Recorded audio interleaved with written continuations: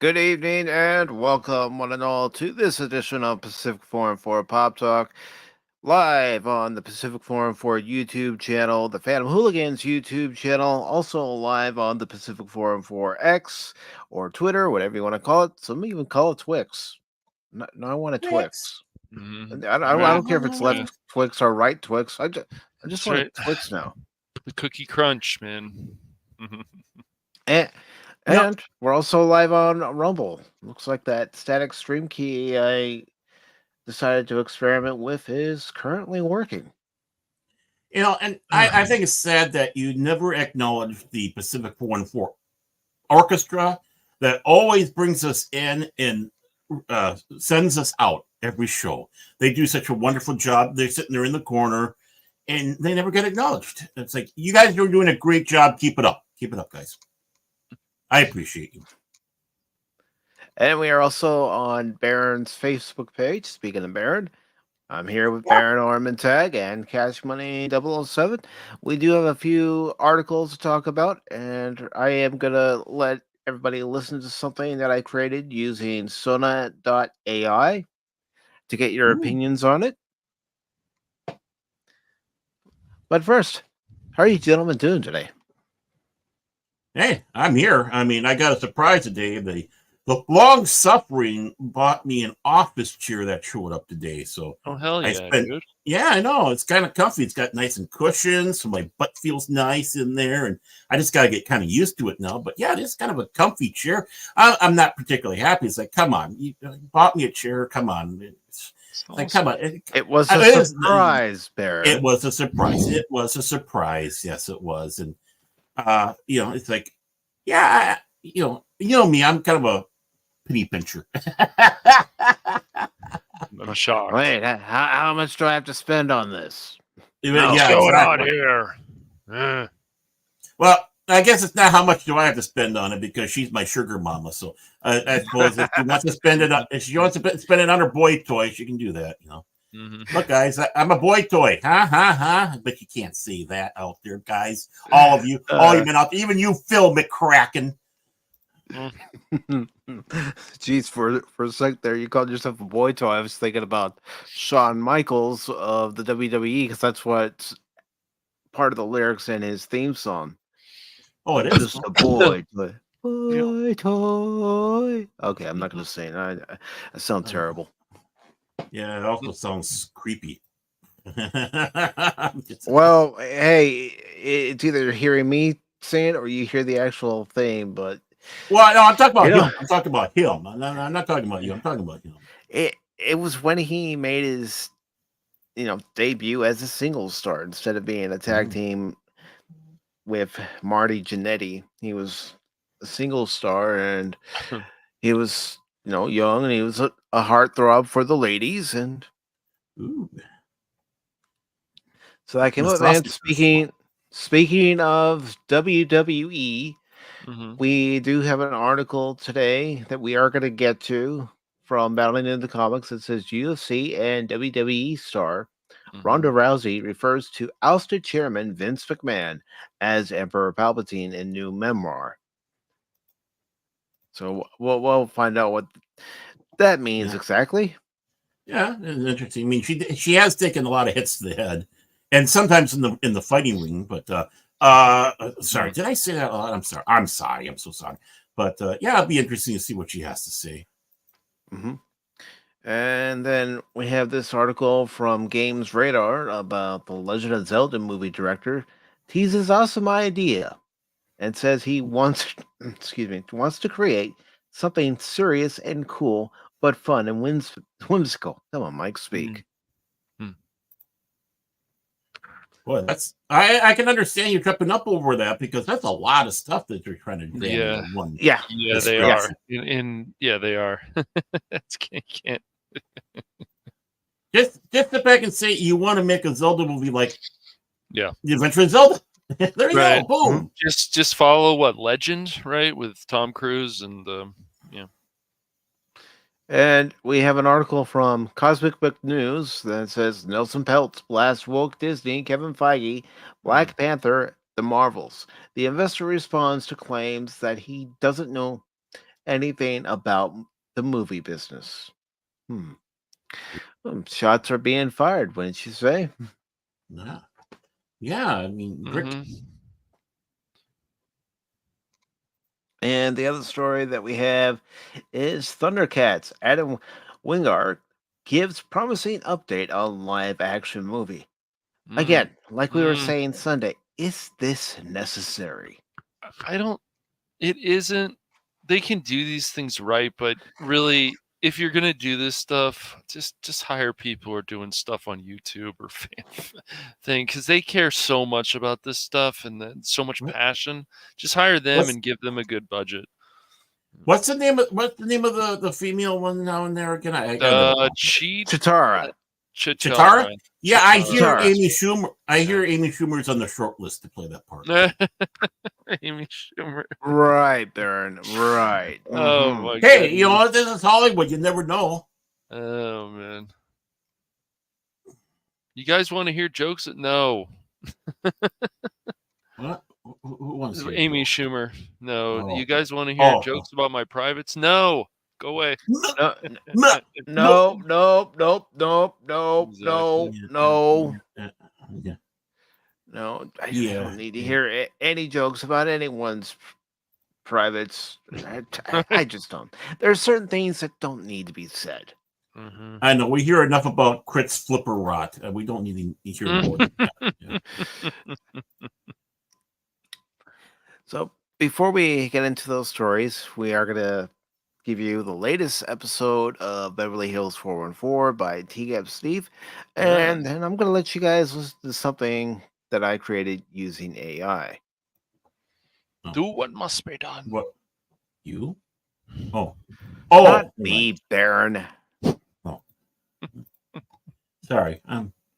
I'm sorry. I'm so very, very sorry. Oh, by the way, nerd in the crowd. Yeah.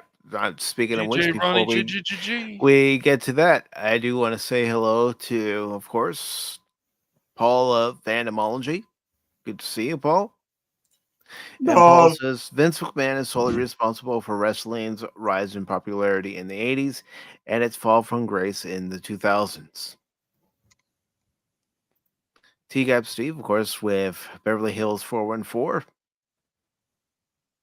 Big Daddy. And DJ Ronnie J. I don't know where that came from, but it came DJ out. Ron J. I don't know. I sometimes when I'm speaking, I don't even know what I'm saying. Not a real DJ, by the way. Right. So I He don't says, know. "Good morning, gentlemen." Mhm. So let's go ahead and get to Beverly Hills 414. We got something a little different. So if I need to lower the volume, I can do that. The land of stars and dreams, Beverly Hills 414. A tale of friendship, love, and secrets it beholds. I am trying to keep myself from laughing, like I told you, Baron. Charming heartthrob with a voice like gold.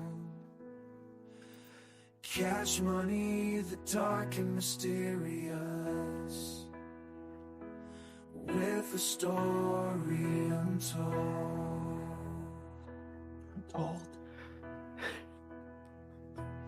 Baron, the master of disguise. Previously on Beverly Hills 414. A love triangle unfolds. For Mike, it was one of those Disney kind of mornings, not modern Disney, but the Snow White Cinderella kind of morning, where all the world is bright and fresh and new. Cash money's hidden past, threatening their harmony. But Cash's hidden past is going to threaten everything. Let me turn that down. Place of love and heartbreak, That's the best part. where passions burn and friendships shake. In the midst of fame and glitz, secrets can't be concealed. In the soap opera tale, true love will be revealed. Oh, it touches my heart, man. Makes you want to glue yourself to the TV. I just thought I'd let everybody hear that since I was talking over part of it.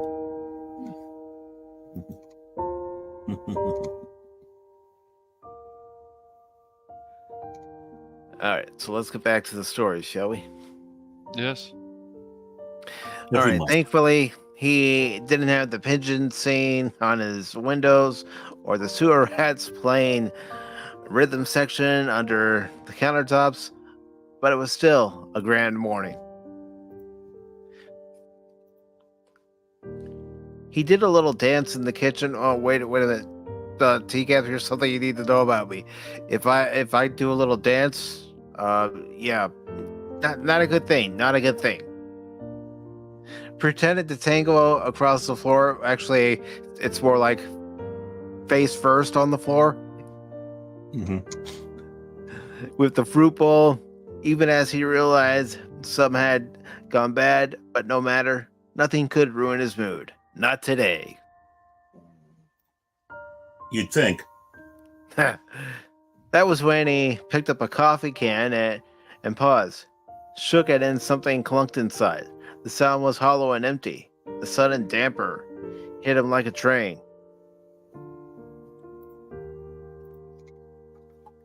Sorry, amigo. I used up the last of the coffee.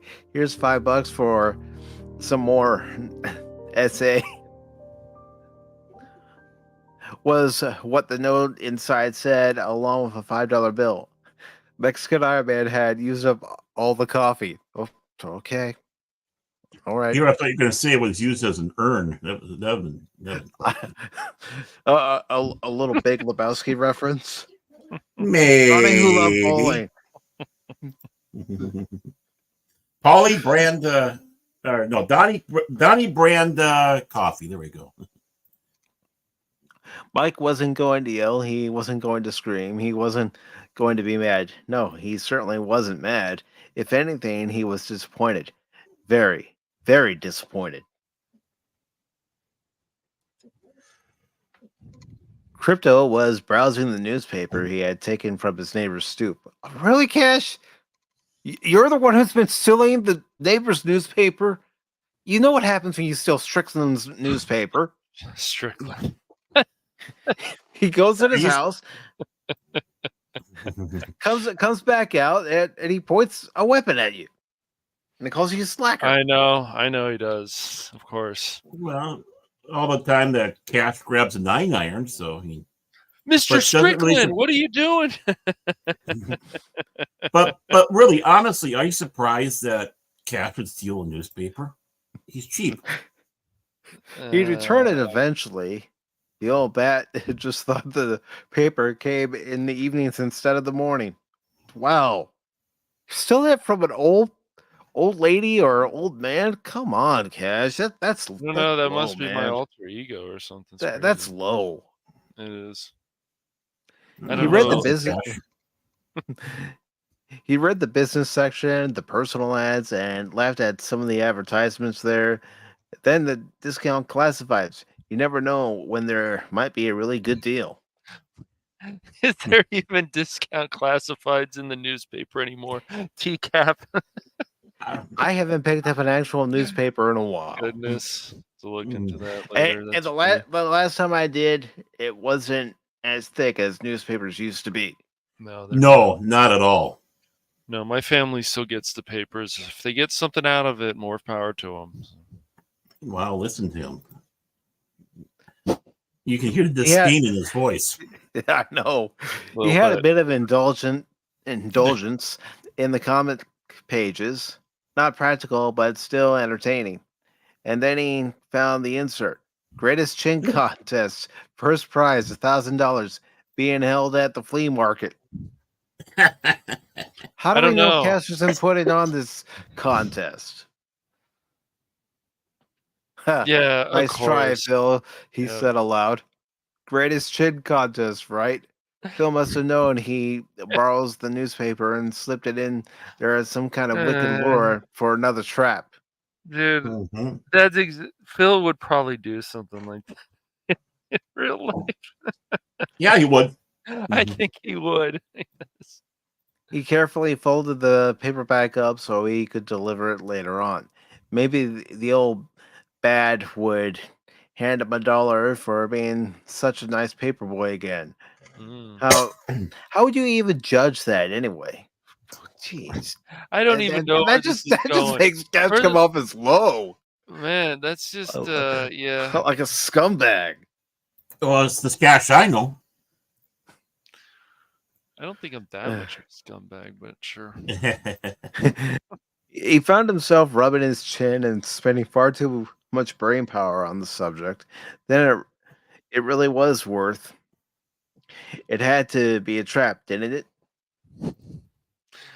TCAP, I don't know where you're going with this, but continue. I never know where it's going with these stories. Well, Oh, Cash man. is just happy that his chin gets mentioned and how magnificent it is. So I mean, it's it is, ego but builder for that's him. like I said. I have a Ben Affleck chin. If you compare the two, Well, wait. Here's how I'm spinning it. Yeah, Cash is comparing himself to Ben Affleck. the There we chin. go. Yes, not the- That's how news stories go. That's how they get spun around. Yep. Fake news. Fake news. All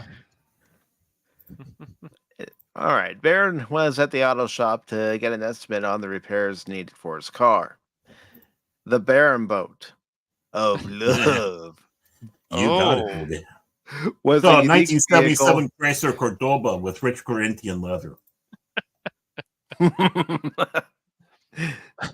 vehicle. Was a unique vehicle, and he only trusted the one shop to work on her.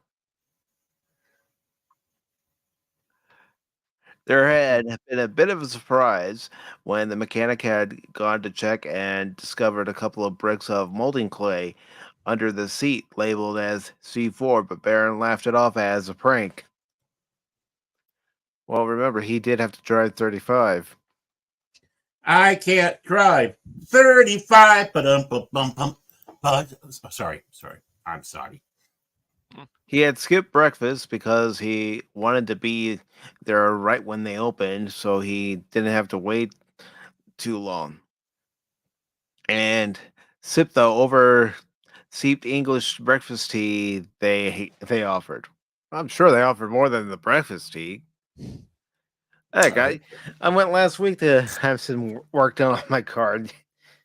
Where I got it worked on, they offered teas, they offered coffee, they even offered hot chocolate. Yes. My dealership does that. Mm. Drop It's in hard to find some- people who work on a 1977 Chrysler Cordoba, though, but yeah, my dealership does that. Dropping some coins in the vending machine, don't let cashier say that. That's He hit right. the buttons and waited. And waited. And waited. And waited. Oh no. The bag of stale chips was stuck. Uh-oh. No. Not the stale chips. Come on, anything but that. He Worst grunted day ever. and gave the machine a little nudge. The chips jiggled. He gave it a bit of a harder nudge. The chips somehow got more stuck. He pushed it up to let it slam down. Don't tell me he got his hand stuck in there. No matter what he tried, those chips seemed to insist on being stuck there. Well, no inanimate object was going to get the best of the Baron. He pulled out $1. Ooh. Oh, you're gonna do that old trick where you get another bag to come out and knock the first bag down. You got it. Works every time. Or will But it? what if that bag gets stuck? He fed the $1 in and the machine spat it back out. Obviously, the machine doesn't like your money, Baron. Yeah. Well, I printed it that morning. I should like it. He tried again, turning it. It spat it right back out. He smoothed it down. Oh, that could be taken so many different ways. Yeah. It took it, then waited, spat it back out.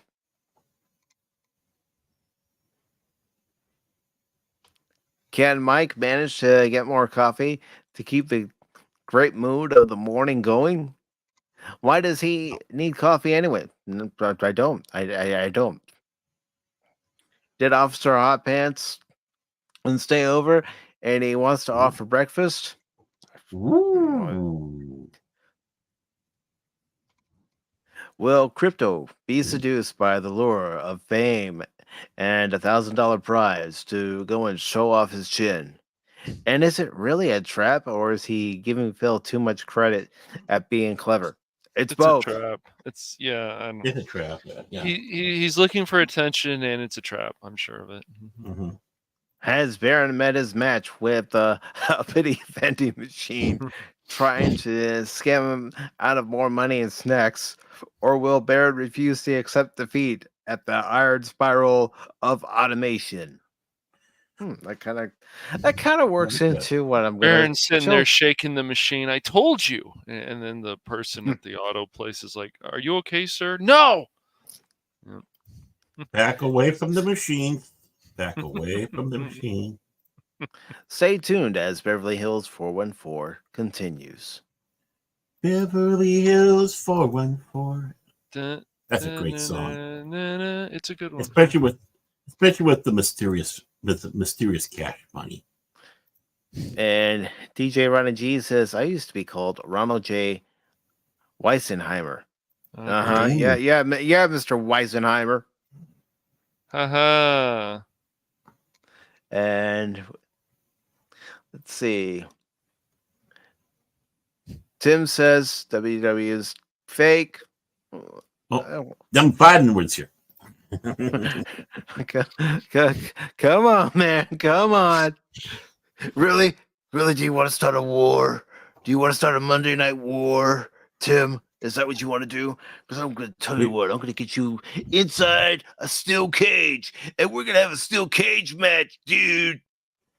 He invites you into his house for this fellowship, and this is how you repay Mike. Hang your head in shame. In shame, In shame. Shame. Hello to Leah Rose, who says, Hello, afternoon, Leah. Tandem Hooligans. Hello. Yeah, the president and sole member of the Phil McCracken fan club. Can't forget that.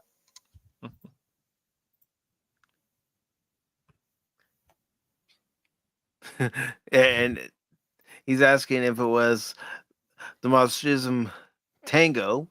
Mac is When- masochism. Whatever. Masochism. Yeah. Whatever. I haven't had a Okay. good day, so. Okay. Oh, I'm sorry to hear that. Okay, well, okay, back away. Catch us back away slowly. Okay, we're over here. Continue. And of course, everybody's saying hello to everybody. But before we get are. into today's news, I am going to preview something. Actually, I'm going to play the whole song. Get Ooh. everybody's thoughts. You can do it. Now, I know I could have played it last week, but guess what? I didn't know about this AI app until Friday of last week. So this is coming a little late from the Transformers the movie watch party that we did last week. But I thought, you know what? It's the 40th anniversary, and I'm going to write a little song because without Transformers, there would be no foundation for my fandom. Yes, I watched Masters of the Universe. That was my introduction into Did fantasy. you know that, Baron? That's crazy. Yeah, I know. But it was Transformers that formed the foundation of my fandom going forward, because by the time Transformers the movie came out, I already knew who Leonard Nimoy was. The hell you Ooh. say? Yes, because I Let's put it. started watching Star Trek at 7 years old. So what you're trying to say is Mike is more than meets the eye. Aha. Yes, Mhm. basically, See yeah. what I did there? There- See what I did there, huh? So, give me your honest opinion. I am going to turn it up a little bit, We already gave him I'm- the brutal opinion earlier. So. but you all let me know what I think. Again, this is AI generated. I want to make that claim. I didn't hire people to sing it. Write the music. I wrote the lyrics using this AI program, and I just want to get everybody's opinion, because if you like it, I will do my best to make a music video and upload it to both the YouTube and Rumble channels. Oh my. So here we Wow. go. I call this More Than Meets the Eye, the Transformers 40th anniversary theme. More than meets the eye. More than meets the eye. Cybertron's war between the Autobots and Decepticons come to Earth. Two forces collide. More than meets the eye. More than meets the eye. More than meets the eye. Robots in disguise. Autobots wage their battle to destroy the evil forces of the Decepticons. Freedom is the right of all sentient beings. Peace through tyranny. More than meets the eye. Optimus Prime leads the Autobots in their fight. The Autobots fight freedom. Megatron and his Decepticons fight for light over the universe. The battle waged on 4 million years with no end in sight. Will there be light? The war wages on until all are one. Cybertron and Earth collide. 4 million years have passed on by. The battle wages on. Will there be light? Peace will only come when all are one. Light our darkest hour. Two forces collide.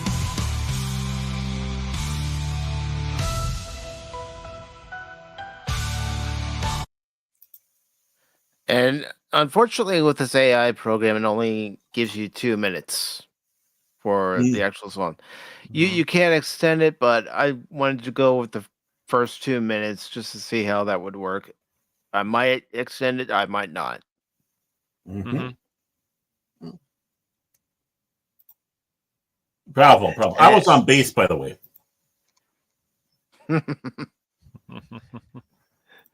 And DJ Ronnie G says it's all right, I guess. Not enough turtles in it. That's why. Yeah. More But yeah, than meets the eyes. Yeah. You See, got catchy, see, man. see, well, that was the idea, to try to make it catchy. I'm not a songwriter, but I thought, let me just see what happens when I put the lyrics in the box for the lyrics and go by memory of looking at, the lyric sheets of different CDs and different albums that I looked at over the years. And see how it turns out. Tell it what style of music I wanted it to be. That 80s hair metal always sounded the best to me. Transformers is so 4 million years ago.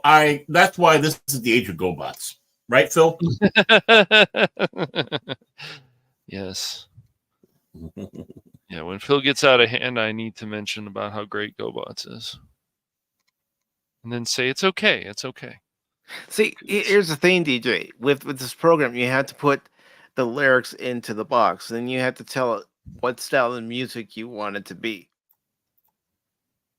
And then it generates it. And trust me, there were some, I'm like, oh, this sucks right away. Yep. It's like, no, that's not how it's supposed to go. Yeah, the first one's a polka. the Transformers polka. Hey, that'd be cool. Sung by Steve Urkel. Weird Al. No. Oh, you're gonna do Weird Al? Okay. I'll tell you what, because I do have another version that I'm going to play on Monday during the birthday stream. Oh. But I'll tell you what. Between now and Monday, I'll see if I can create a polka version. Oh boy. Uh, now, again, Yeah. with it being AI, I want to keep strongly emphasizing the fact that it's AI.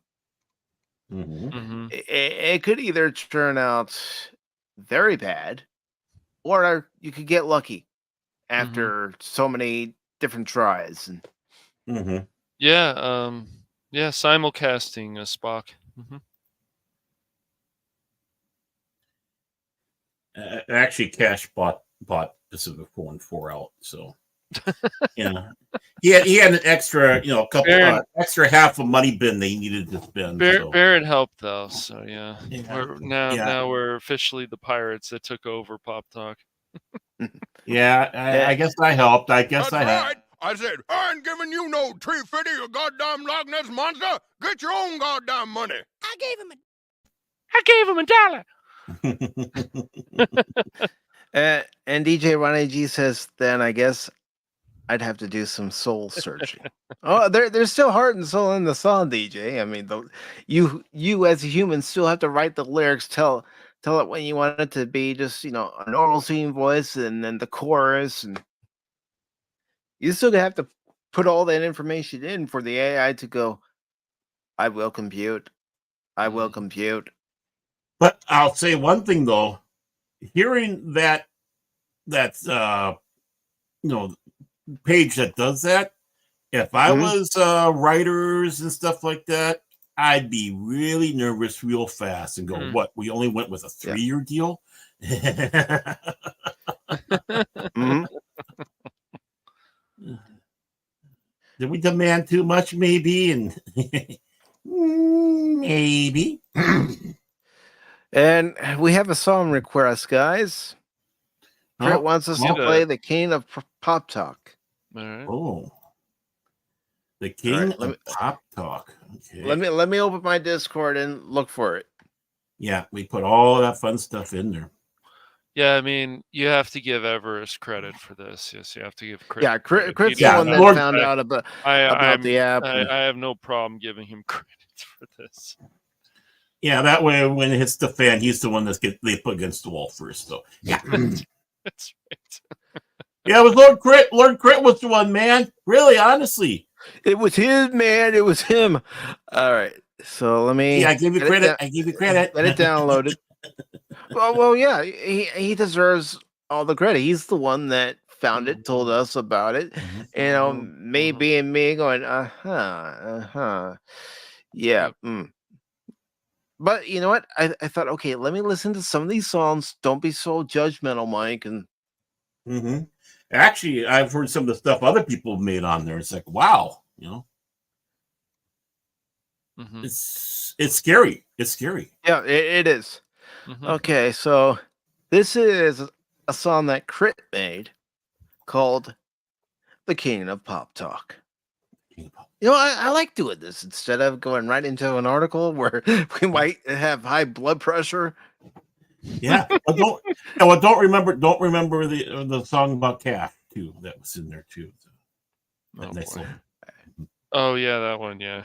Mhm. Yeah, I'll go through it again and find it. But here it is. King of Pop Talk by Lord Crit of Everest Productions.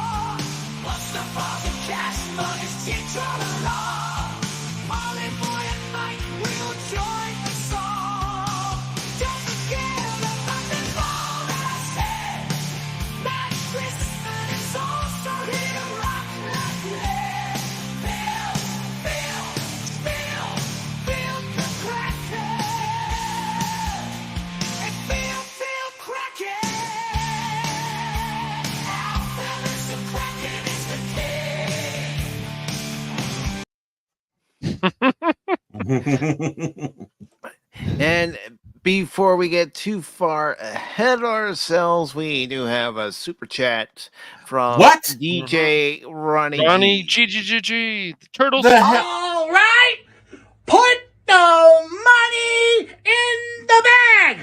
I'll buy that for $1.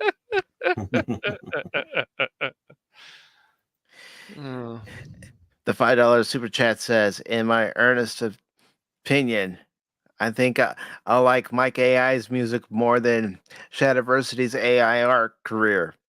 I still like his history videos. Don't. Okay. Thank you for that $5 super chat, DJ Ronnie G. It's because of you that this channel keeps going.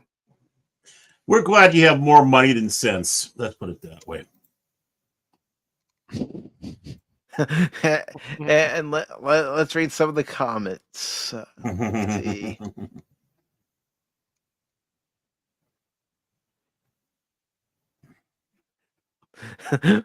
but you know, teach me. I even read a book about whale songs. Must be talking to the crit. Mm. Read a book about whale songs. Huh? And yes, again, we got to give Crit full credit. He was the one who taught us. Lord Crit corrupted us. That corrupting orca. He did. Yeah. And DJ Ronnie G says, seriously though, I'm pulling your like, I know you are, brother. He was? Oh, okay. I thought he was serious. Him and his turtle. No, people who own turtles are always serious. But let's see, this is a true statement right here. I appreciate that I know friends who work together on cool shit. Yeah. Yeah. And it's what collaborating does. It's what, creating a friendship does, whether it's on YouTube or whether it's in real life. We work together on something and it actually comes out better than you expected. Mm-hmm. It brings a smile to your face. Yeah. Spock says, I feel like I just walked inside a biker bar. Yeah, that's right. Welcome to the biker bar of Pacific 4 and 4. Pull up a chair. That's the mood we're trying to convey on this channel. Really, I mean, haven't you listened?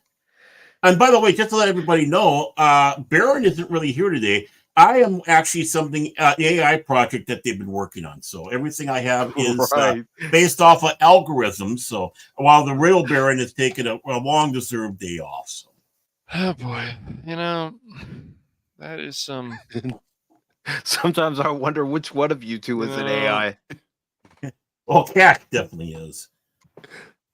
Here, you know what? This is what I have to your answer, Baron. How about no? I mean, you listen to him, there's hardly a tone of any inflection of emotion.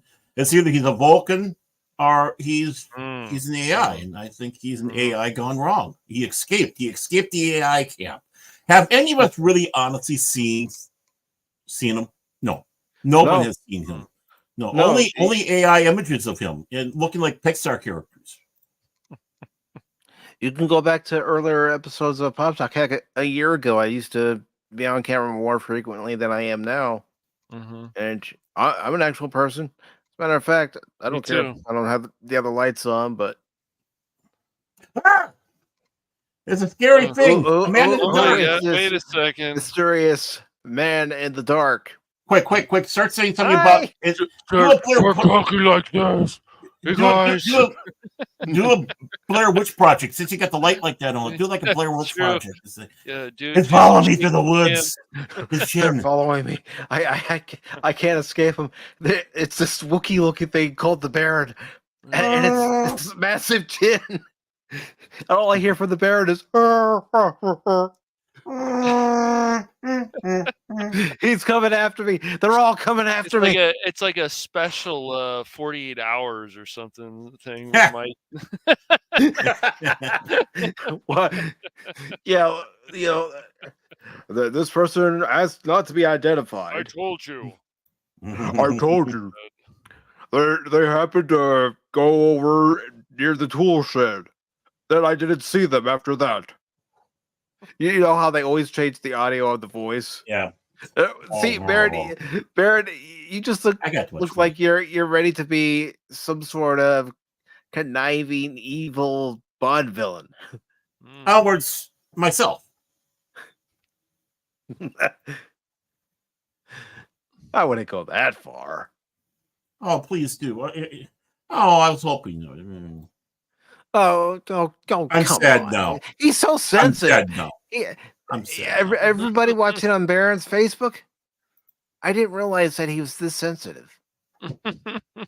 I got feelings, you know, deep down. That's going to be the next song Baron comes Well, out he with. turned off the lights too, so he just Yeah, see, he's looking for I more don't- of that I- effect.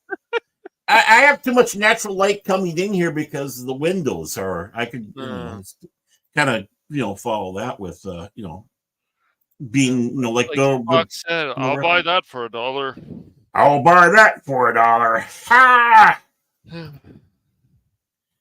That guy loves the fact that that's what he's remembered for too. That's what I love about it. Mm-hmm. That's awesome. Oh, I mean, whenever people think of RoboCop, that's one of the things that people think of besides Mhm. the quotes from RoboCop himself. Right. Your move, creep. I would sit back and say I'd buy that for $1. Probably the most identified because of people who haven't seen RoboCop, but yet they hear that and just catches on. No, DJ Ronnie G, yes. He's DJ being Ronnie. funny, Cash. Come on, Oh, come I on. I know know he that's is. it. I know that's an alien concept to you. No, it's not an alien unemotional concept. machines. I'm just like, come on, man. Try a little harder on that joke. Dang it, DJ. Okay, no, after the show, we're going to have the Cash AI's algorithm changed a little bit. So I don't be think a little so. bit more, be a little bit more in line with No, everything. I'm not in the Matrix. I'm not. Not Agent Smith. Good thing. Good thing Yeah. you're not I in the know. Matrix. Yeah, the Matrix is too good for you, man. Too good. Mm. And Spock says, Dane, we're in a biker bar. Where are the motorcycle jackets? Good question. Pacific 4 motorcycle jackets. Ooh, Yeah, I like. Gee, I'm part of Pack Forward 4. Yeah. Yeah, we got a soap opera named after us. I mean, come on. Here's the obvious thing here with the Pack Forward 4 motorcycle jackets. How many assholes we got on this ship anyhow? Yo! I knew it. I'm surrounded by assholes. That guy on the left side was like, he just turns around. I'm not an asshole, man. Come on, man. Let's see. Going through the comments some more. I thought this was the wrestling channel. My bad. DJ Ronnie G says King Shadow. And that kind of looks cooler. Okay. Why do you need to see The Acolyte when you can watch the Crit Plagueis movie come in June? Nice I plug don't there. know. Crit. Why Nice plug there. does anybody need to watch The Acolyte? Wow, look at that. Look at that This is- plug, dude. Just like yeah, look- slides it in there. Boom. Slides it Yeah. in there. And Like in this hour, we wouldn't notice. in this hour of Pacific 4 brought to you by Everass Productions. That's right. Catch the upcoming Plagueis film this June on Everass Productions. Back to you, Mike. Mike almost looks like he's wearing Baron's villain glasses. Probably. Maybe. Maybe. That's where they went.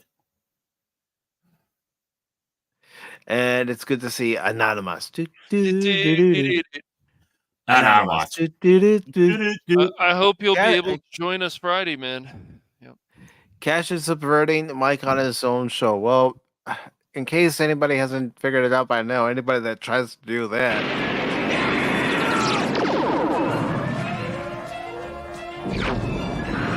Extinction to all traitors! What Yeah, great road, I yeah. swear. Oh man. Anyways. Star Wars revitalized. Teens are more likely to watch than episode Yeah, yeah, I get you. Episode 7 through 9. I get you. I get you. Yeah. Mhm. Look how DJ Ryan G is kissing up to Crit. He wants a part in the next one. That's what he wants. Spock says, "I'll buy that for $1." Oh man. Why watch wrestling when you can watch Spock wrestle trying to get his stream working next Friday? Wow. Wow, that's another plug. That's two Well- plugs, man.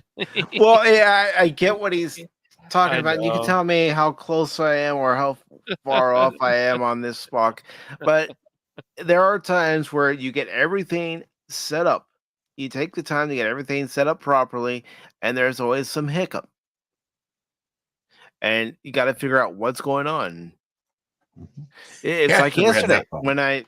when I started the Mad Max stream. For some reason, instead of starting the Mad Max stream on the YouTube side, it decided to bring up last week's title for the Final Fantasy Reaper stream. It's like, no, that's not the stream I selected. Come on. Come on, man. And he still hasn't found the stream he's looking for. No, I got it working. I got it working. Yeah, I did some more damage. I am having so much fun playing that game. No, I feel bad for missing that. I enjoy watching that being played. Getting on the old Discord and mocking you. Hey, look over there.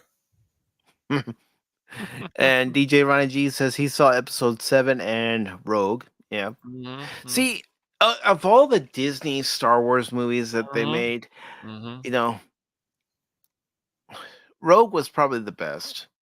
Yeah. Mhm. All the movies, yes, definitely. Mhm. And the Obi-Wan series was the best too that they did. Yeah, so especially episode 7 where they went to the Dragon Ball Z planet and followed. It was amazing. Yeah, see? Incredible. Yeah. And DJ Ronnie G says, I thought about asking Crit if I could do a voice, but I don't think he has a Homestar Runner alien. Well, you could be a Jawa. Just do turtle. He might need you for some turtle sounds or something, DJ. So. Oh, there we go. Turtle. No, we might need him to basically be Dana Carvey saying, am I too turtly? Am I not turtly enough for the Turtle Club? Gosh, that movie's terrible. You see, what you could do is you could have turtles in there and mock Disney by saying, well, you guys didn't have dinosaurs. I have turtles. Lady Rose is saying hello to Spock. Mm-hmm. Hey, Also Spock. to Anonymous. Hey, I know Moth. I'm saying hi too. And Everest is saying Rogue got butt surgery in X-Men. No, it's just modern Disney. No curves. No curves. We can't have women with curves. We can't have guys looking big and buff and tough. And I like boobs and butt on women. Mm-hmm. It's okay, Baron. We won't judge you. It's all right. Please don't. And Spock says we all need to stream some Vertex, good old freeform combat fighting game with lightsabers. I can customize some weapons, and all right, I'm always down with doing things with you, Spock. Mm-hmm. Mm-hmm. And let's see, what do you think about the new Con X Godzilla or Con Godzilla? I don't know. I saw the trailer and it just wasn't pulling me in. Me either. Nope. And I think part of that reason being is because when I watched Godzilla versus Kong, and I even said this after I watched it and reviewed it, that I didn't care for the human characters. I wanted to see more kaiju. I wanted to see them fighting. I didn't want to see the movie, go from Kong and Godzilla back to the humans and then back to Kong and Godzilla. I want it to be all about Kong and Godzilla. The less humans, the better, in my opinion. There we go. I mean, that's what I say about life. But did I say that out loud? I'm sorry. I'm so very, very sorry. And DJ Ronnie G says, I played Vertex on a couple occasions at Spock's Friday nights. It was pretty fun. And Never visually, heard of it. as the Vulcans would say. Hmm. How logical. Spock says, glad you have fun. I will be hosting tournaments soon with a money reward. Woo! That sounds right up Cash's alley. Maybe. Yeah. Maybe. Maybe. Mm-hmm.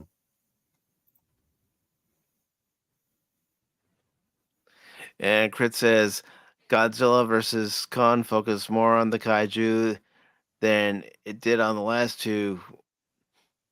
People forget, it didn't focus enough, in my opinion. That's just my opinion, though, Crit. You know how it is. Yeah, that's why we have that disclaimer. Mm-hmm. I hated Godzilla 2019 because you wanted to see King Ghidorah, Mothra, and Godzilla, but all you see is Millie Bobby Brown crying and showed debris and shit flying in your face and hiding the action. Yeah, it wasn't very good. It wasn't very good at all. It sounds like they're trying to be artistic. But you're not seeing the art, Mike. Oh, Yeah, you're not seeing the wow. art. No. Oh. The special effects were supposed to be that way because, for effect, there's a reason behind the reason why they look so crappy. When it comes to Godzilla opinions, I keep quiet unless some really wants to hear mine. I don't have the most popular take away from the modern movies. We should have Crit and him debate. That'd be cool. Yeah, your opinions welcome here, Spock. Oh yeah, especially if it shoots Crit's blood pressure up a little bit. Barrett, he's always trying to cause trouble. He's always, you know what, Barrett? You're the Starscream of the group. You're the Starscream of the group. You're always trying to get everyone else going after each other so you can finally have your leadership. Have I ever denied that? Have I ever denied that? What image did I take when I did the show? Sadly, no. Yeah, for the watch party, what image did I use? What image? Starscream. Oh, That's darn! why I'm saying that. You really are a Starscream. Yeah, I took the avatar off. I should probably put it back on again. Oh, by the way, a little bit off the subject here. Catch, you keep on asking. I'm through fully the first season of Sword Art Online. Oh well, I've I'm asked into a the few Gun times, Gals but one. I understand. Oh, Awesome. it's a constant one. I'm surprised you haven't asked it today, but yeah, I got sure, there now. Sure, Baron, whatever. I mean, I know honestly, I was about to turn it off and yell at you because when they did the tranny thing in there, I thought, "What are you trying to do? Are you pushing? What are you pushing here, man? They're turning the guy into a gal. What is this, man? I thought the anime wasn't into all this, man." Baron Starscream. Baron Scream. I love it, Baron. Dude, it's like I said, a lot of the situations in that show are something that could actually happen in real life, which is pretty scary. Yeah, especially when you're dealing with MMOs. But I love how they ripped off Star Wars so far. Did they? They ripped off Star Wars. And what you've seen One Piece? I mean, not One Piece, but on Sword Art Online. Yeah, right? I'm in the gun one. Yeah. Come on. Oh, you mean the lightsabers? Yeah. Yeah. It's quite obvious, but Yeah, they're still cool, right? I mean, they're so cool. I appreciate it. And they even make the same sound. They make the same sound. So it's like, woo! Yep. And Glysaur fan 444 has a question for us over on Rumble. Are you guys WWE fans? Well, I used to watch it on a regular basis. This was from the 80s to 2014, and then I just gradually stopped watching. And I grew up in the state of the AWA, so I mean, we have people like Baron von Raschke Jesse the Body Ventura. And of course, Vern Gagne, his kid, Nord the Barbarian, all these guys, it creeps in. You know about it even if you don't watch it.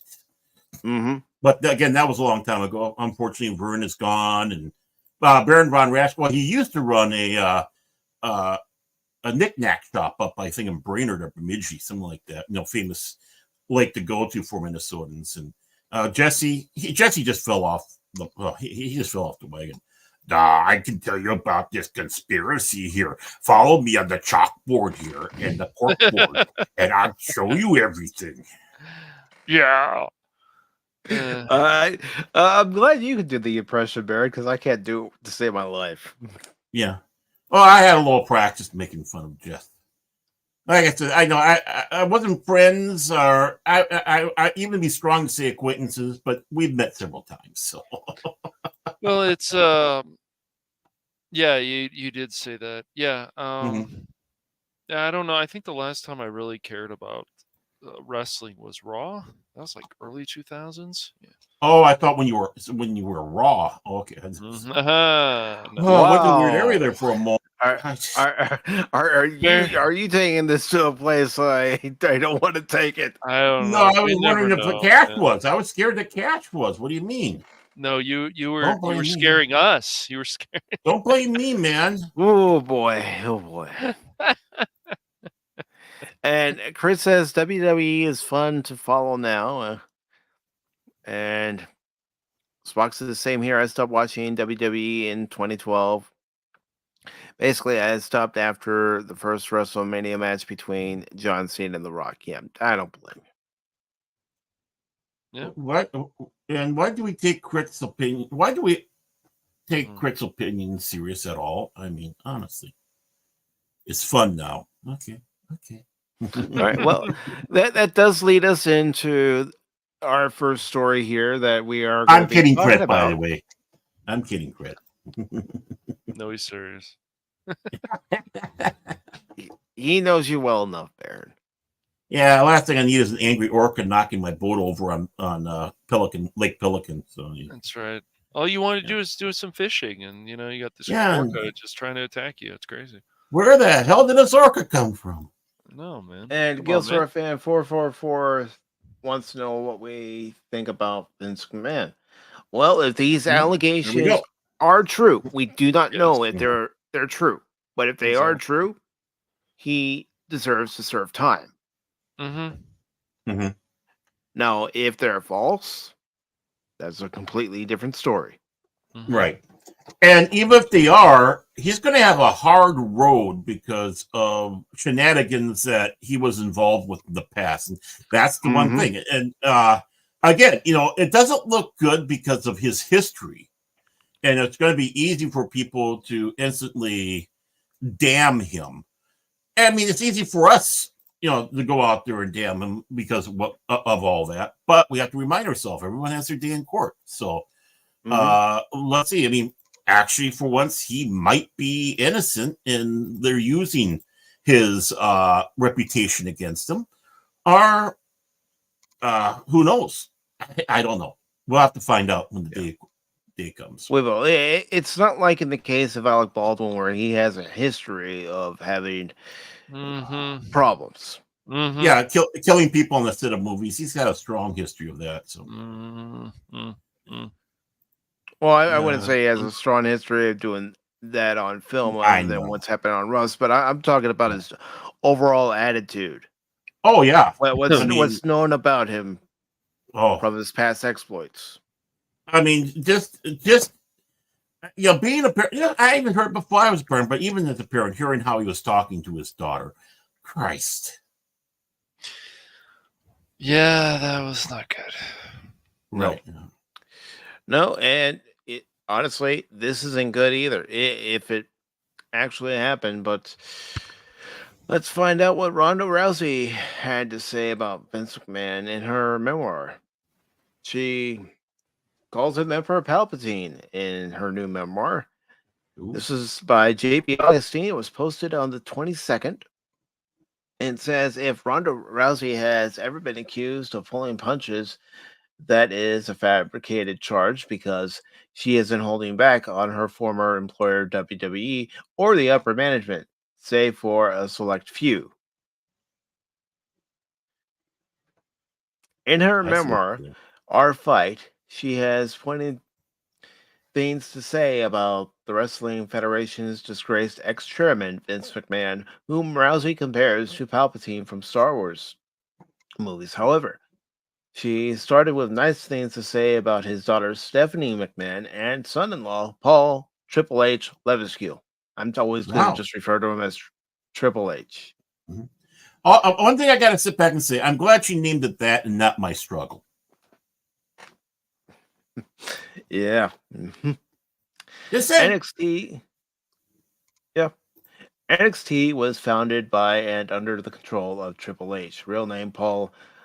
I'm sorry, it's Paul Levesque. Wow, what it keeps saying Levesque, Mm. but it's Paul Levesque. In addition to being my in-ring WrestleMania nemesis, he is arguably one of the best professional wrestlers in history and one of the better people on the business side, Rousey said in a snippet from her memoir provided by Cage Side Seats. He is married to Stephanie McMahon, who was the daughter of WWE's Emperor Palpatine, Vince McMahon, Rousey continued. Vince took over the company from his father in the early 1980s and spent the better part of 40 years playing a real world pro wrestling version of Monopoly, buying up and absorbing smaller promotions until he basically owned them all. Yeah, every wrestling fan knows that information. I'm not saying that to be smug or anything. I'm saying as a wrestling fan, we all know that information. So Taking a he's the jab. Matt Restman of wrestling, huh? He's Vince McMahon. Mm. Taking a jab at his on-screen heel persona, she added, "It's hard sometimes to know where the evil, unethical slimeball character of Vince McMahon played out for the camera ends and the actual questionably ethical, many times sued and multiple times accused of sexual misconduct Vince McMahon begins." Well, Rhonda, there's a thing about the wrestling business. When, man or woman creates a wrestling character, there's a little bit of their actual personality in that Mhm. character. Mhm. It's been that way for a very long time. Mhm. Yeah. I think it's about anyone who takes on a role, Hmm. I'd say. Not saying that the actor, if they're playing a bad guy, they are. No, it's just that they're able to cut loose and bring out maybe a more flamboyant side of Hmm. themselves to play. And if there's one thing I have to sit back and say, I have to confess, I was amused by his antics on the screen. Vince Hmm. McMahon, what role he plays, but maybe it was more truth than acting. Who knows? I don't know. More truth than fiction. Right. Mm-hmm. And before I continue, I do want to acknowledge this. So, here we go. All right, put the money in the bag. I'll buy that for We have a $10 super chat from Spock's Friday Nights. He says, "In space, no one can hear you scream, but Vulcans can always hear your logic. Live long and prosper, Pacific. Congrats again on 2K subs. Can't wait to play some Firestorm with you, Cash and Baron. Nope. That's going to be fun. There we go. Nice. That's going to be fun. And also Helldivers. Held that. Mhm. And I just have to say thank you for that super chat. Now Cash and I will get paid for this month. Thank you all so very much. Your support of this channel is greatly appreciated. And I've mentioned it before. I don't mention it very often. And I don't ask for super chats because I think if I come on here asking for super chats, you think you're only about the money, Mike. No, I'm not. But any super chats that I do receive, I will put it toward the channel. So if there's a new game coming out that everybody wants me to stream, well, guess what? That's where the money is going to go, toward that game. Cash, I don't think we're getting our 2 cents this month. When it comes to YouTube, I'm more like the Ferengi. Yeah. You know, you're like Mr. Crab. We have to pay to be on the show.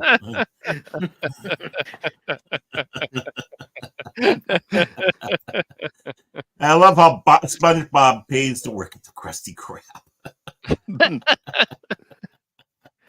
That's right, the Pack 414, brother. That's what we are, the pack. Okay, cool. Okay. And Spalka admits it. I did it to hear the I'll buy that for $1 again. I don't blame you, brother. Well, I mean, the SpongeBob part But, is quite hysterical. I'm guessing Helldivers 2 looks pretty interesting to you, right, Baron? It does. Yeah, it actually Okay. does. It looks like well, some of it looks like Fallout meets Starship Troopers. Yeah. So. Troopers. Poopers. Troopers. Yeah, that place. Yeah. And I'm going to do this in my best Ferengi voice. They each get 1 slip of platinum. No Ooh, more. That's a lot. 1 slip. That's a lot. I mean, when it comes to us, that's a lot. Mm-hmm. Well, that's okay. Cash has got his money bin, so. Mm-hmm. Yeah, that's what he's swimming I into. I for gotta each keep and it every away show. from the. Yeah, I gotta keep it away from the Beagle Boys. So. Well, yeah, he's been basically supporting me. Thank goodness, Okay. He feels bad for me and saw me in the soup kitchen, and Mm-hmm. so he put me in a 1-room flop house, and One. yeah, At least 2-bedroom. Come on, man. it's a flop house. What do I need 2 bedrooms for? Okay. Right? Me and the cockroaches having a party at night. I've had fun doing solo matches in Helldivers, but I can't wait to actually team up and Mm-hmm. battle some bugs. We can all Oh, find God. a goal and Oh, good.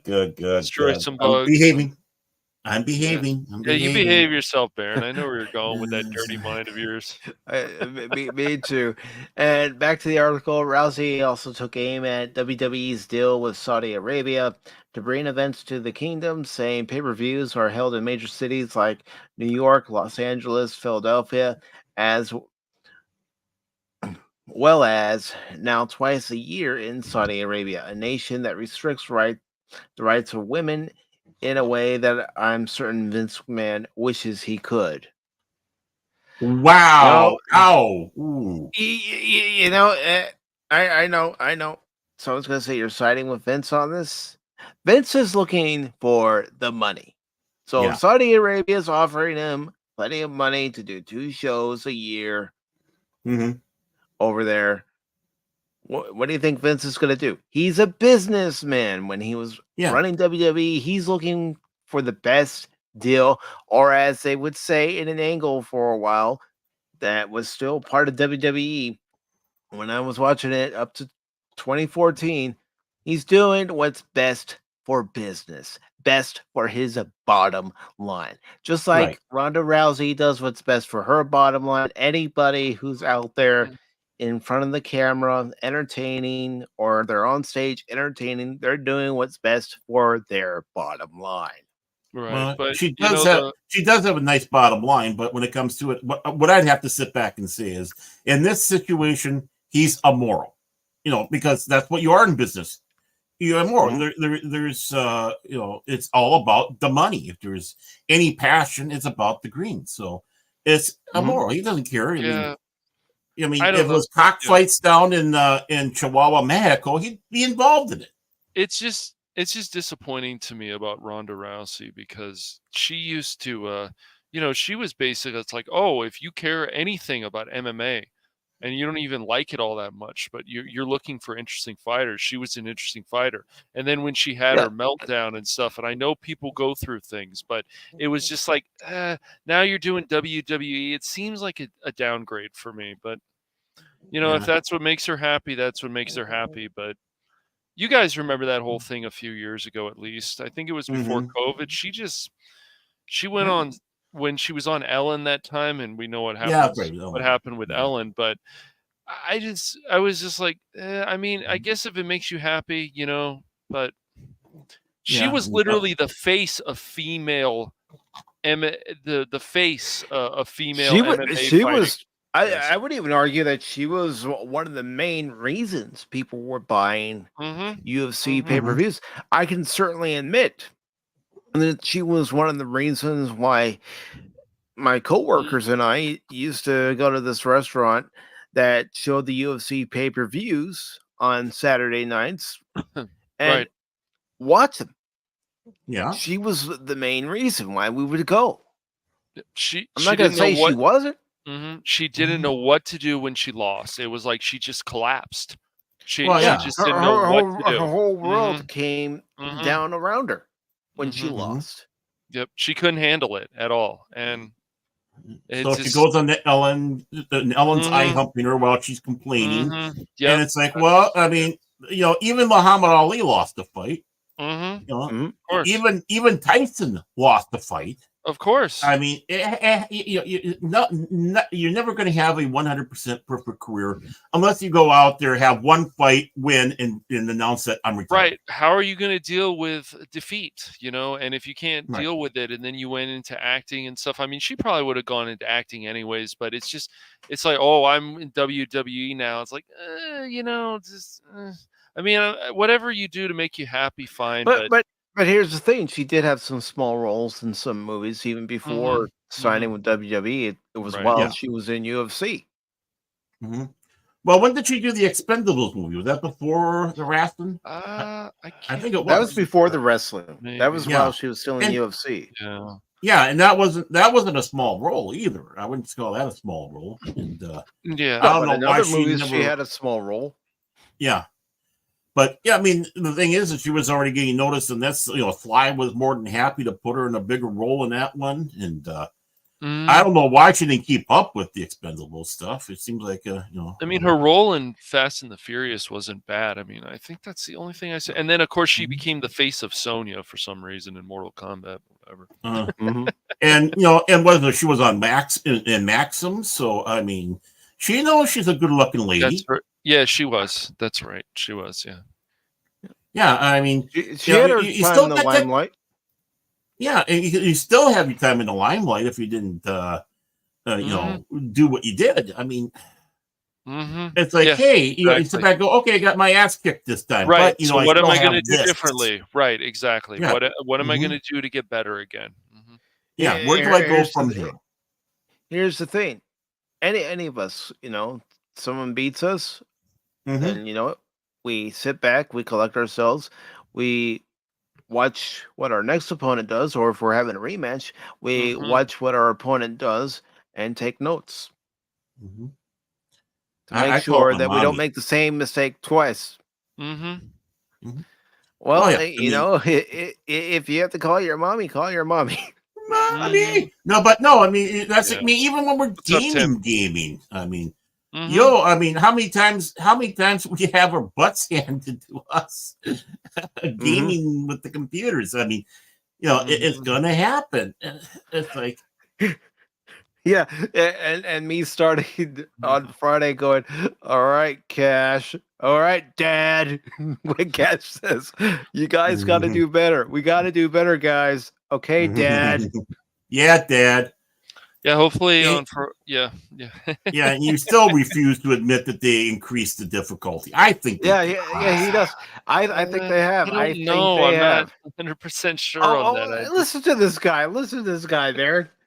Because I read the patch notes and they didn't say anything about increasing the difficulty. So. Right. Yeah, Cash is happy being a loser, folks. That's why. I mean, We made some good progress last week. I just want to get that Act 5 done, man. It's pretty tough. That last boss is pretty oh tough. yeah, it is. It is. Yeah. Mhm. But no, I mean, they're not necessarily going to put everything in there, saying that They could at least say that if they did. Oh, of course Hey, they could, Cash, Come on, but man. yeah, it's since when Warhammer. when I have know. any of these companies been upfront with the public? Sometimes, Hey. not always. Cash, remember, this is Warhammer. This is Games Workshop. Remember their model. I don't want my pain taken away. I need my pain. Well, I'm I thought that was Exactly. my model. I like the fact that we have some games out there that are rewarding, just like Dark Souls, I would say, and Yeah. punishing. But if they're Yeah. rewarding and punishing, that's good, because like once you complete something, you're like, oh wow, I really feel I did some good work here. That's awesome. Well, Dark Tide, Vermintide. I mean, both those are tough but rewarding as you go along. And that's great. It's like, Hmm. why do you want to just walk through what and just breeze through it and go, and get the participation trophy? You want to feel like you earned this. Mhm. That's why I never do the you see the people in the games and they basically pay to win on these tablet games, the Mm. the It's not- microtransaction games. It's like, why? It's not worth it. You can spend some money, but you should feel like you want to work for something. Even when you buy a collector's edition and you get all this Right. stuff, it's like, well, what can I do to work for other stuff?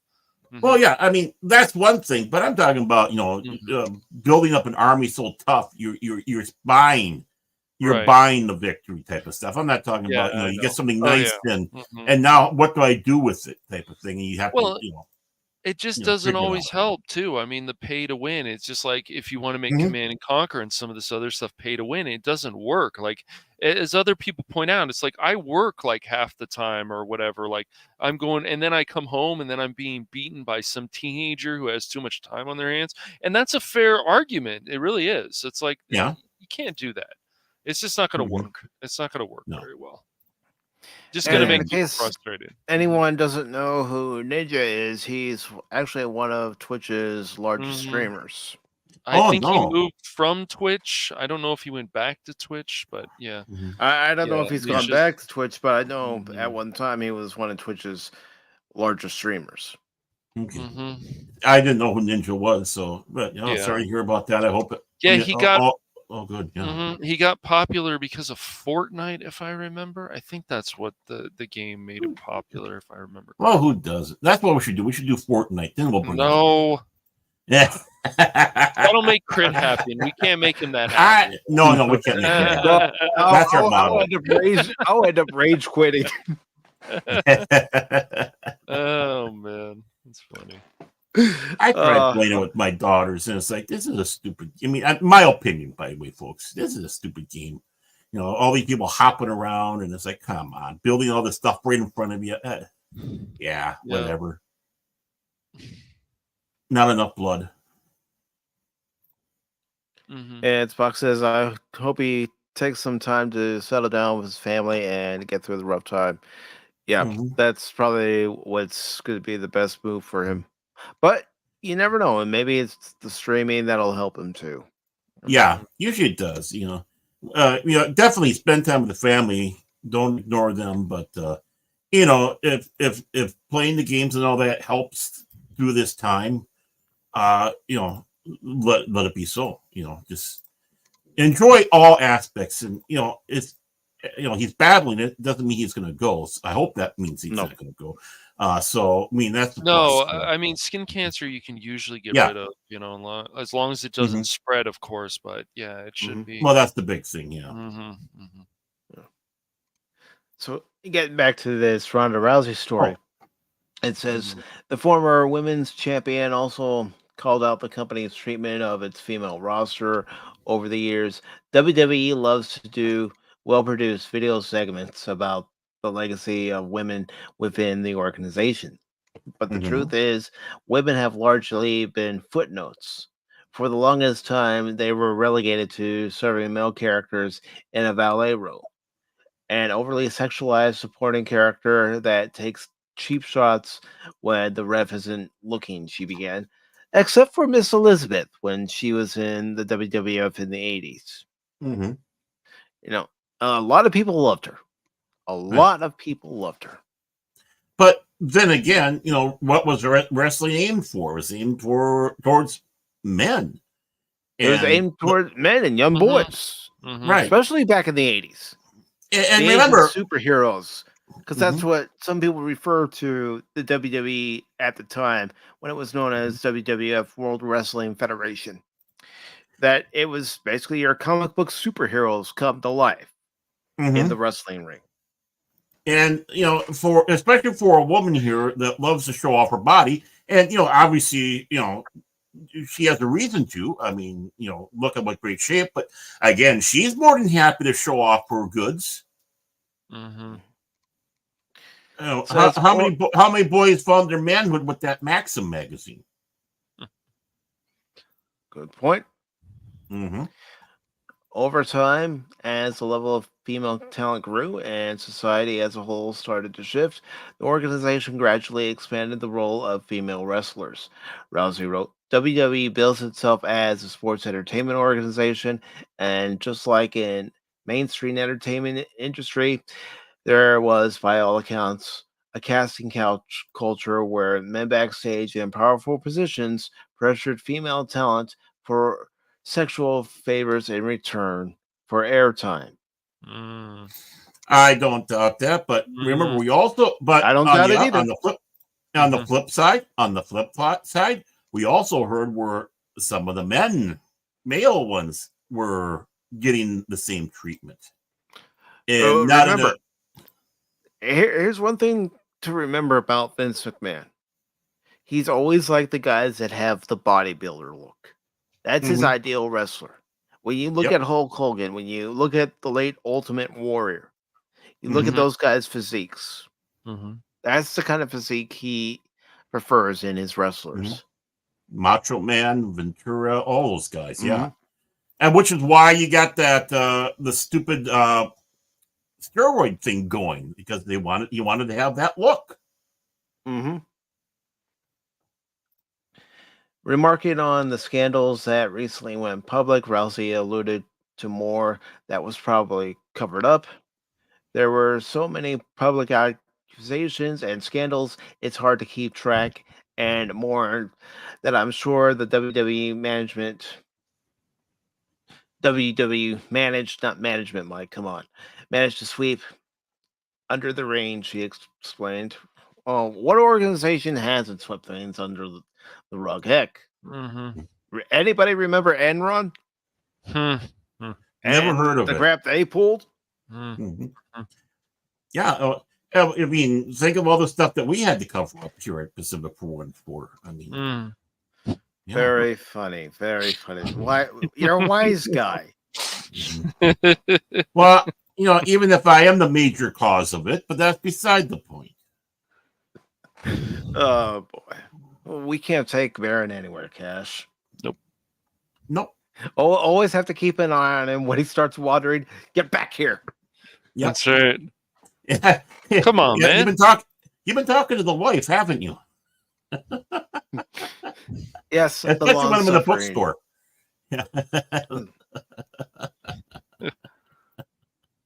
Vince McMahon was removed from the board of WWE's new parent company, TKO, after the allegations in Janelle Grant's sex trafficking lawsuit against him and the company came to light. It's believed he is gone for good, and according to Dave Meltzer of the Wrestling Observer, no one wants him back. Yeah, I think even if he is innocent, nobody wants him back. Too much back. No. As far as being a wrestling promoter, having anything to do with wrestling, I don't think, regardless of the outcome of this case, we'll ever see Vince McMahon again. I don't never say never, but in this case, I don't think we'll see him ever again.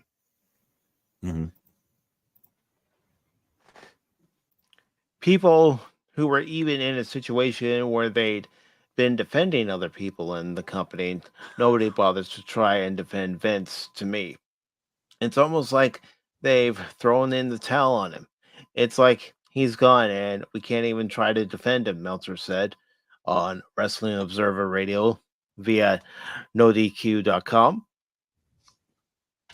Rousey took one last swipe at the wrestling industry in the passage from her memoir when she declared its foundational problems are sexist and patriarchal.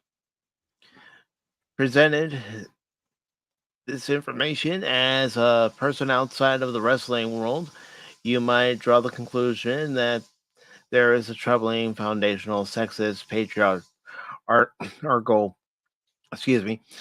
culture within WWE. You might be right. Guess what, Rhonda? Guess what? It's always been there. Doesn't mean it's right. No, it doesn't mean it's right. But it's always been in that business. I'm shocked. Absolutely shocked. It's just, but the problem is with all the different companies when there is like sexual harassment going on, the the thing that they want to do is they always go to the extreme. They don't start fixing the problem step by step. They always go to the extreme. We have to change everything. Look at what happened with the beauty pageants, for example. Yes, there was probably stuff going on. I'm not saying there wasn't. But what they do is they go to the extreme. Now we have to change everything. Now it's this. Now it's that. We can't have the bikini contest with the swimwear. We can't have this. And they start fixing all these things that they think they are, and it just turns people off. And that they go crazy with this stuff. Instead of saying, let's look at this rationally, let's find the people who are actually doing this and make an example of them and make sure that we do not have them around anymore. Well, one, when you're talking about like the beauty pageant and all that, it gave the opportunity to the people who hate them in the first place and don't care to and wants to see them destroyed, so they're going to go out there and do that. Of course, yeah. But everything has to be the extreme, man. They can't just start doing it steps by step by another step and then figuring out what they can do from there and getting rid of the people who are really causing the problems. Because all we do is it's general. It's everybody. No, that's a huge problem in itself also. It's not everybody. It's certain people that are making everybody else look bad. Well, the sad thing when it comes around to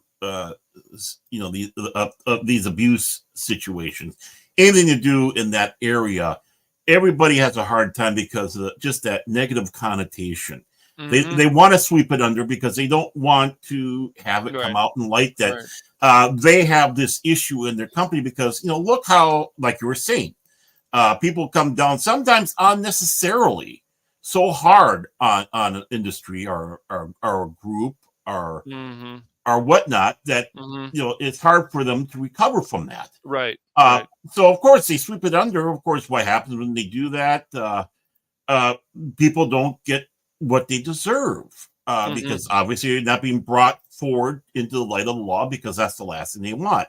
We don't need this tarnishing our image, and that's a bad thing. Just because something like this happens in a group or industry is pandemic for the whole thing. We all know that. There's always going to be a bad apple no matter what that does something. Right. Whether it's in a religious organization, political organization, whether it's in a company, if it's in Boy Scout, Girl Scout, it doesn't matter. They don't want these things out, and they try to hide it. And for the wrong, obviously out of fear, it's not right. But the thing is, it's also not right to go after them with pitchforks and torches as well.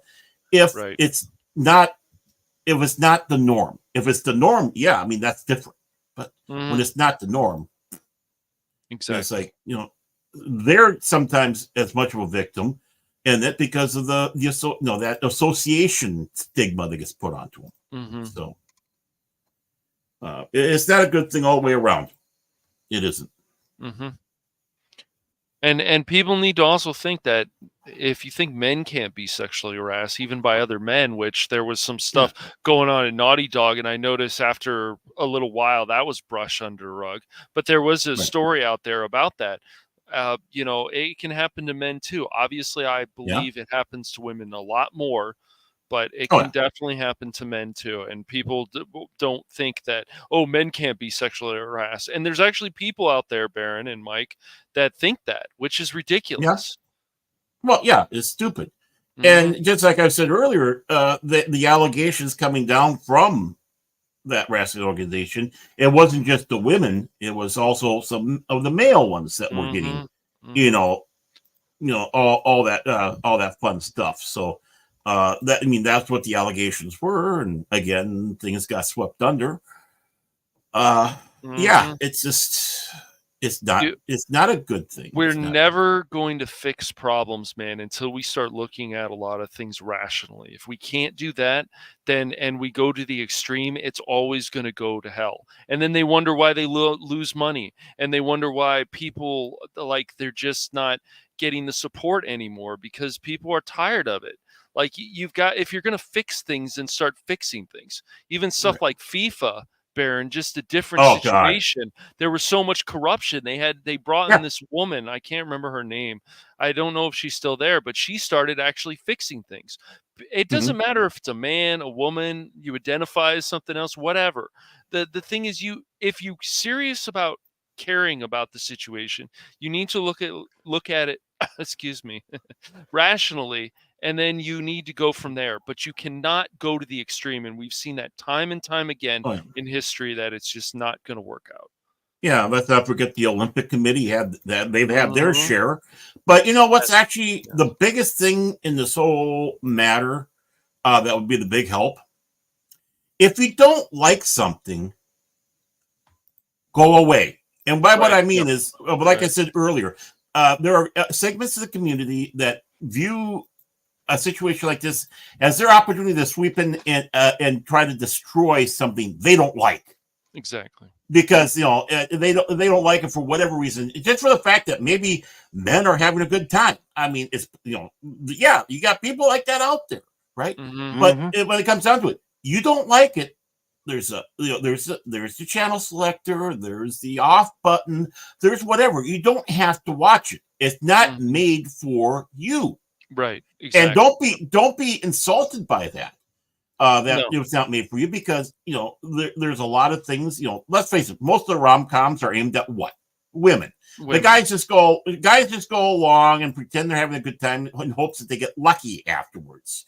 I mean, that can happen, but some of these rom-coms can be funny. It just depends on the direction. And of course, you have low testosterone levels like Cash. You enjoy them, so just like you enjoy Friends. But that's beside the point. Yes, one of the reasons you can hate Friends all you want, Mister. Go hiding in your shack over there. One of the reasons I stopped watching WWE in 2014 is because the storylines just weren't entertaining. Right. As wrestling storylines go, I know some people might say, "Well, that's not really much, Mike," but really, I started losing interest in the storylines. I started losing interest in the product. I did go to a SmackDown taping that year, had a good time with a couple of buddies of mine, but overall, the product itself was suffering. I even tried giving AEW a chance, and for a while there, it was entertaining. I'm not going to say it wasn't. Yeah, Mike got piled dry by Roddy Piper, as an honored guest. Boom. He was watching wrestling and everything was going fine, and then the wrestler came through the wall. Speaking of Roddy Piper, I am still glad that me and my same buddy who went to the 2014 SmackDown taping, we went to one in 2012, and Piper was on that show, so it was good to see him. Remember you showing that video? That's why I brought up Roddy Piper. See, I pay attention to these things. I'm like Cash. When he's not hiding in his shack and being help, I'm being repressed, and he's hoping so. I am being repressed. I am being rude. Yeah. But Right, Darren. but no. Right.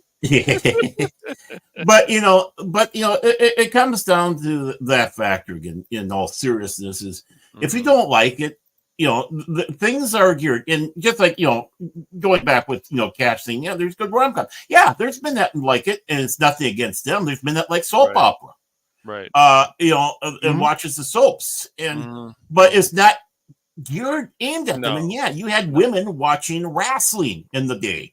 Right. Even though it wasn't necessary, but they liked it. There's some women who watch monster truck rallies, I think, too. So, oh yeah, I mean, that's hell yeah, obviously aimed at men. So yeah, and boys, right? Men and teenagers, or whatever. Well, really, men, boys, same thing, really, when it comes to monster trucks. Let's put it that way. Right.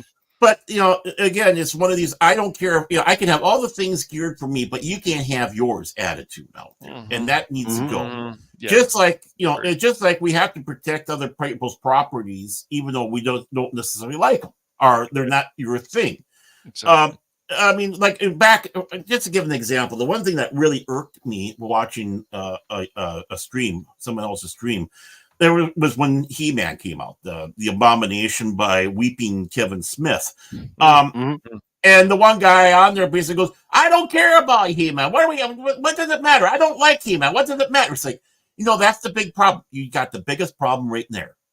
It's like, you can sit back and say, He-Man's not my thing, but it needs to be. That's one of the things where you drop a butt and it's a good thing. You drop the butt. Right. Because it's like we still need to defend it and show solidarity, because you got that attitude for other people, then why should they care about it when yours get destroyed?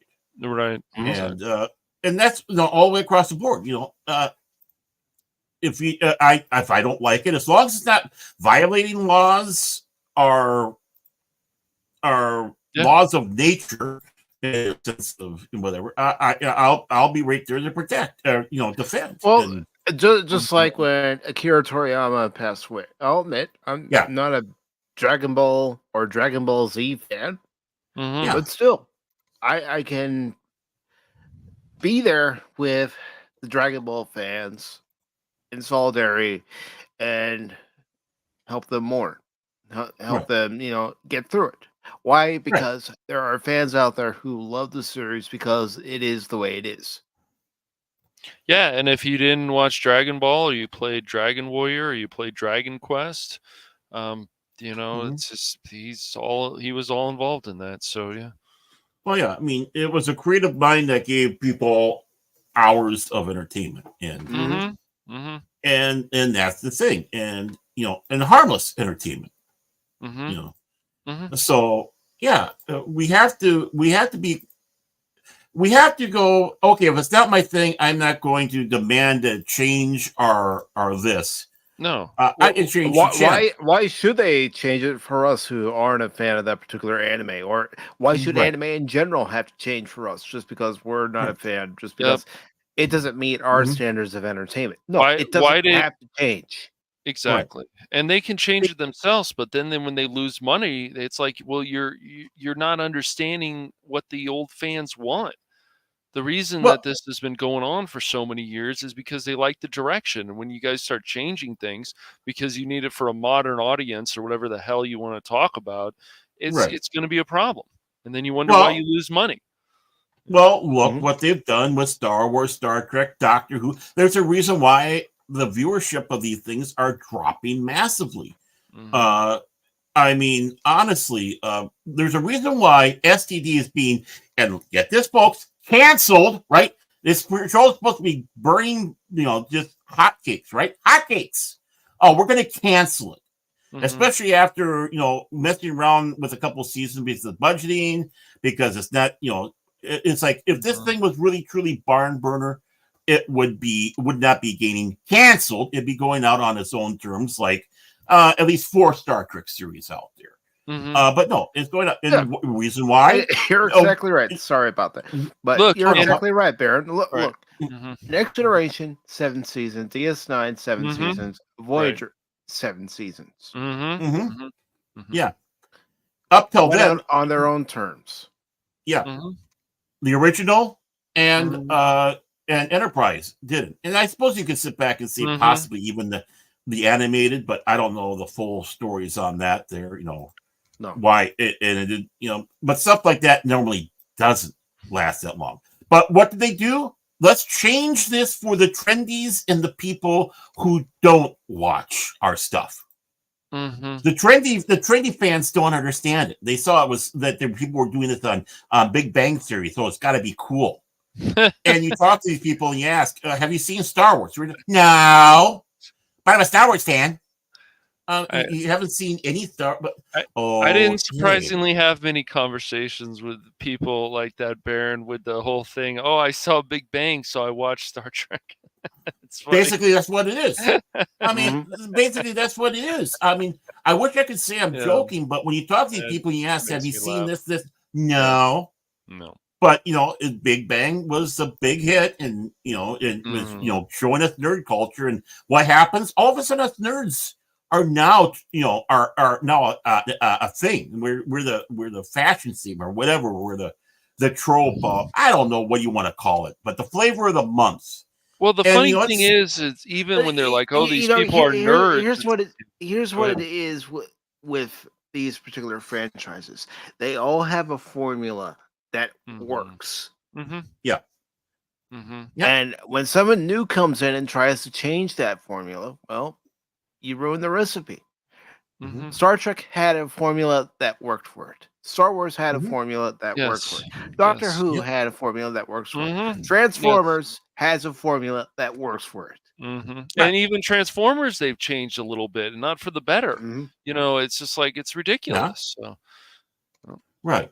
So I mean, that's that big thing. Again, you got people coming in, they're listening to people that complain on Twitter who never watch it, don't ever plan to, but they think, oh, this is our chance to spread our malicious anger and hate. And yeah, it's hate. These people are miserable and they want to have other people miserable. That's exactly what it is. And then of course, when you start catering to the trendies out there, it's what are you going to do? They don't understand what the property is. So when you sit back and say, this isn't good, they'll jump down your throat and call you a non-fan, even though you followed this since day one, at least for me, day one, because I'm old enough. But others, when they were able to get in, that's been around for, what you call an old-time fan, we don't know what we're talking about. Or it's outgrowing us, or whatever. This is a different age, Grandpa. Right, like I want to see, people have been started telling me about this X-Men 97. I want to see the numbers from Disney. When are they going to come out? Okay, we've had 3 episodes so far, yeah. When are they going to come out? I want to see the numbers. I want to see how popular this is. Oh, it got 100% on Rotten Tomatoes. Okay, I want to see the numbers. Yeah. Well, they don't show numbers, though. They don't show numbers anymore. They won't. That's the thing. They won't. I really want to see if you guys put your money where your mouth is on this one. Oh, it's so great. You hear from some people. Okay, I want to see the numbers, though. Right. And real quick, I do want to say thank you to the 39 of you who are watching us tonight. Thank you so very much. 39? Oh, hi. Yeah. Hi, everybody. On all platforms. On all platforms. I'm getting a little stage fright now. You stage fright? Hardly. I don't know, but the dogs somehow are deciding to speak up about this. Well, they want to talk about the Legend of Zelda movie that's coming out. Yeah, they do. Oh wow, that's amazing. Go get it, Duchess. Go get it. Yeah. How do you know it was Duchess? Just guessed. So this article comes from Games Radar, and it says Legend of Zelda movie director teases awesome idea and says he wants to create something serious and cool, but fun and whimsical. Well, why can't you just say you want to create something cool and fun? Exactly. Yeah, serious. I don't know. Whimsical is very important too. I know. Really? Exclusive, Westball talks to Total Film about his vision for the Legend of Zelda movie. A live-action Legend of Zelda movie is on the way from Westball, and now that Maze Runner director has outlined his exciting vision for the upcoming Nintendo project. I have an awesome idea, Ball tells Total Film in our new issue out on Thursday, March 28th. So it comes up out tomorrow. Oh, wow. We're time travelers.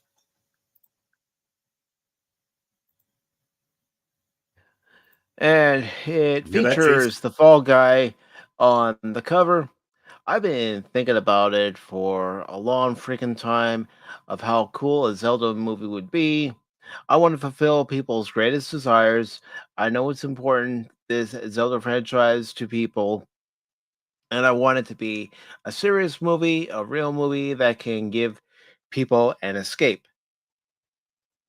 Well, there's a positive right there. Well, An I escape. mean, That's what even movies and entertainment in general should be. An E- escape. even right, but even if they're lost, I mean, there's even like parody rap songs that still follows the formula of Zelda that you could take and then just incorporate it into that. I mean, what was the movie Zelda's supposed to be based on? Legend with Tom Cruise, I think it's called, or Labyrinth. I can't remember which one it's called. I thought it Well, was called Tom Legend. Cruise was. I think Tom Cruise was Legend. Labyrinth was. Right, that was the other one. Was yeah. the That was yeah David was Bowie, right? I believe Was it that's Labyrinth. Yeah. I think Yeah, that's yeah. Bowie. Labyrinth was with Bowie, and Mhm. Because It's easy to according- confuse those two. because right, they said that Legend though is supposed to be what was created. That was the reason that Zelda was created, I guess. So I haven't looked that deep into it, but Well, it's fun. It's fun taking Zelda out there and taking out the bad guys playing Zelda. mm-hmm. I mean, Zelda's a cool character to play.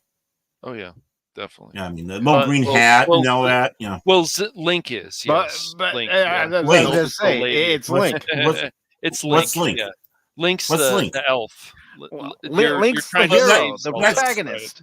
Right. Well, no, that's Zelda because it's the Legend of Zelda. So you're playing Oh, Zelda boy. through that. You're the you're that Oh, guy, right? here we go. No. Jeez. You know what, Here we go, Baron? Cash. Here we go.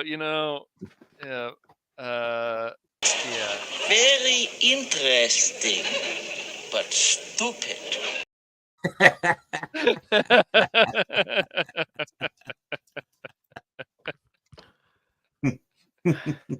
Oh, Remember that was the thing people would get confused who Link and Zelda was. I'm sure they did. I mean, I Oh wouldn't no, be they did for surprised, real. but- People did. People thought Yeah. Link was Zelda, and it's like, no, that's not. No. You got that wrong there. Yeah. You're wrong. You're wrong. Well, you're wrong. Well, you know what? Well, why are we saying it when we have a clip that we can play? Mm-hmm. Let's see. Well, Oh, I'll just use the hobby one. How many of you believe that having a hobby is a healthy and perfect way to express your individuality? Show of hands? Now. Well, you're wrong. It never gets old. It just does. I never did. No, I just. The disgust. I need to do one where it's just, well, you're wrong, but that's not a disgust. Oh, it's great. It finishes up in this article by saying Ball even points to the escapism. Oh, I'm sorry. I need to sit here for a moment and go. Did somebody who's a director at Hollywood say escapism? You mean I have to do something other than eat my mushrooms now? Cool. I want to live in that world, he says. The And mushrooms? it's the driving force behind the Legend of Zelda movie. Listen, if you want to eat mushrooms, go play with Mario. Exactly. Cool. Yeah, there is no mushrooms in Zelda, but sure. That's the thing I want to try to create. It's got to feel like something real, something serious and cool, but fun and whimsical. Oh boy. The Zelda movie, announced in November in a joint partnership between Nintendo and Sony Pictures, will bring to life a video game franchise that's thrived for almost 40 years. It will be 40 years old in 1986. Holy cow! Not well, from 1986, it'll be 40 years old in 2026. I knew what I wanted to say. It just came out wrong. Oh, I knew what you were saying. But I was just still in shock that hard to believe it's been that long. I mean, honestly, it boggles my mind legitimately. Yep.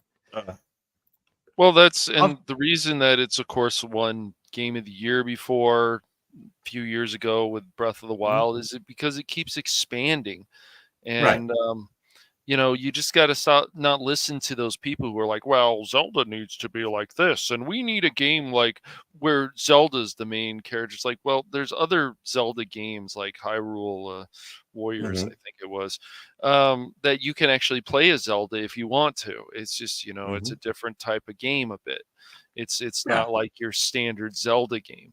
But yeah, I mean, once again, we've talked about this, guys. Let these developers, these creators make what they want. Let them make what they want. And just they know their properties. Exactly.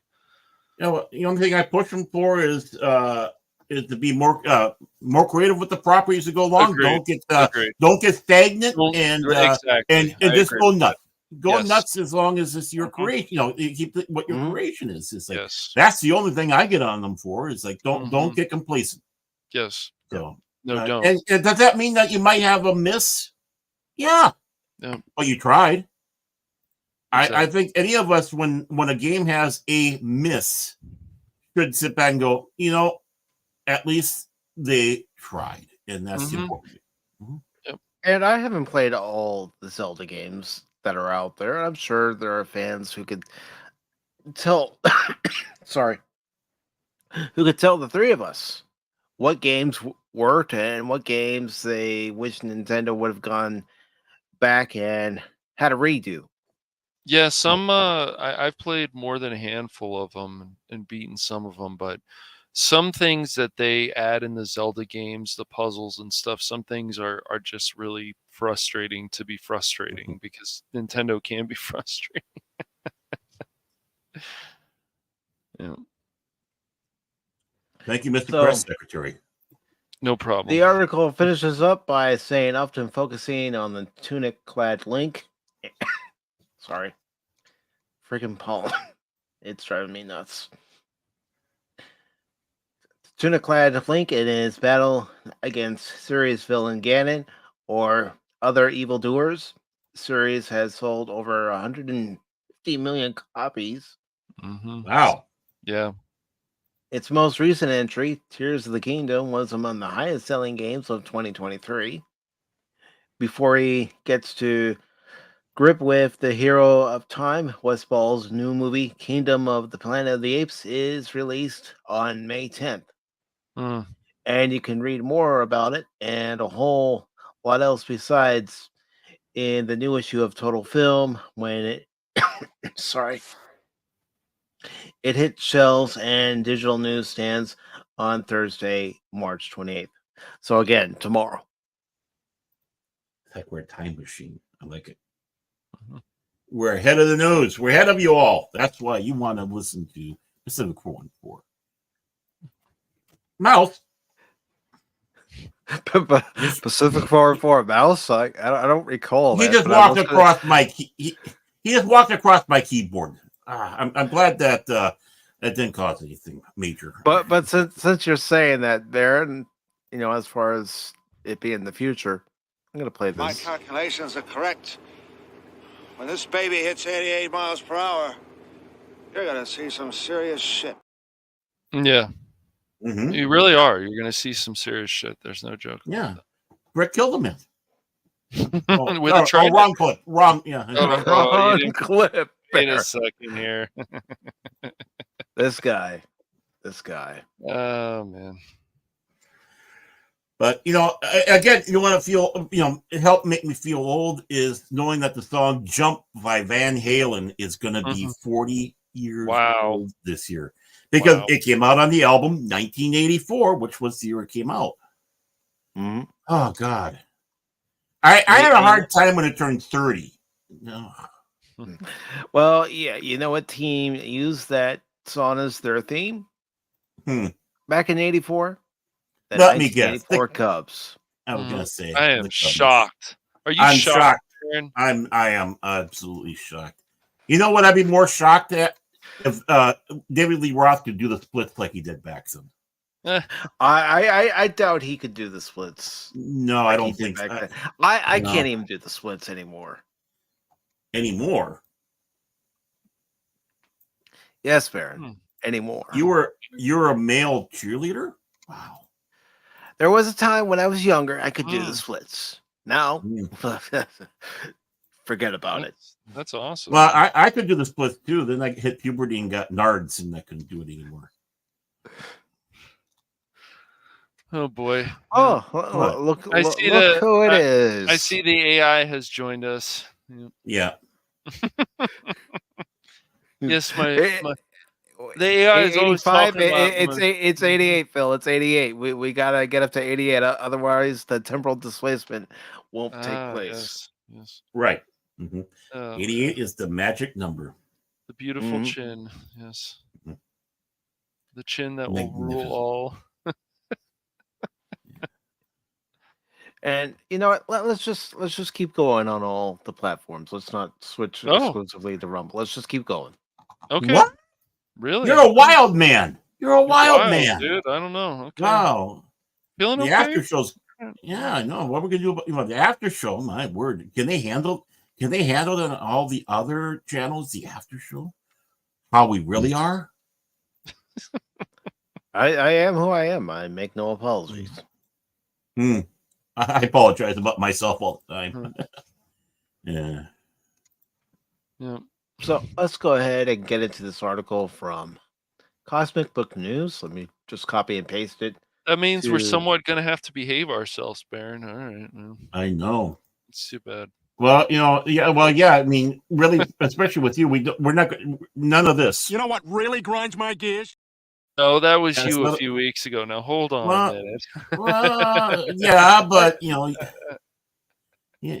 I told you guys we'd be flying by the seat of our pants tonight. I'm not wearing pants. Oh boy, that's a little bit too much information. That's too much information, Baron. You know? Actually, they're scrub bottoms. They're scrubs. Yes. They're comfy.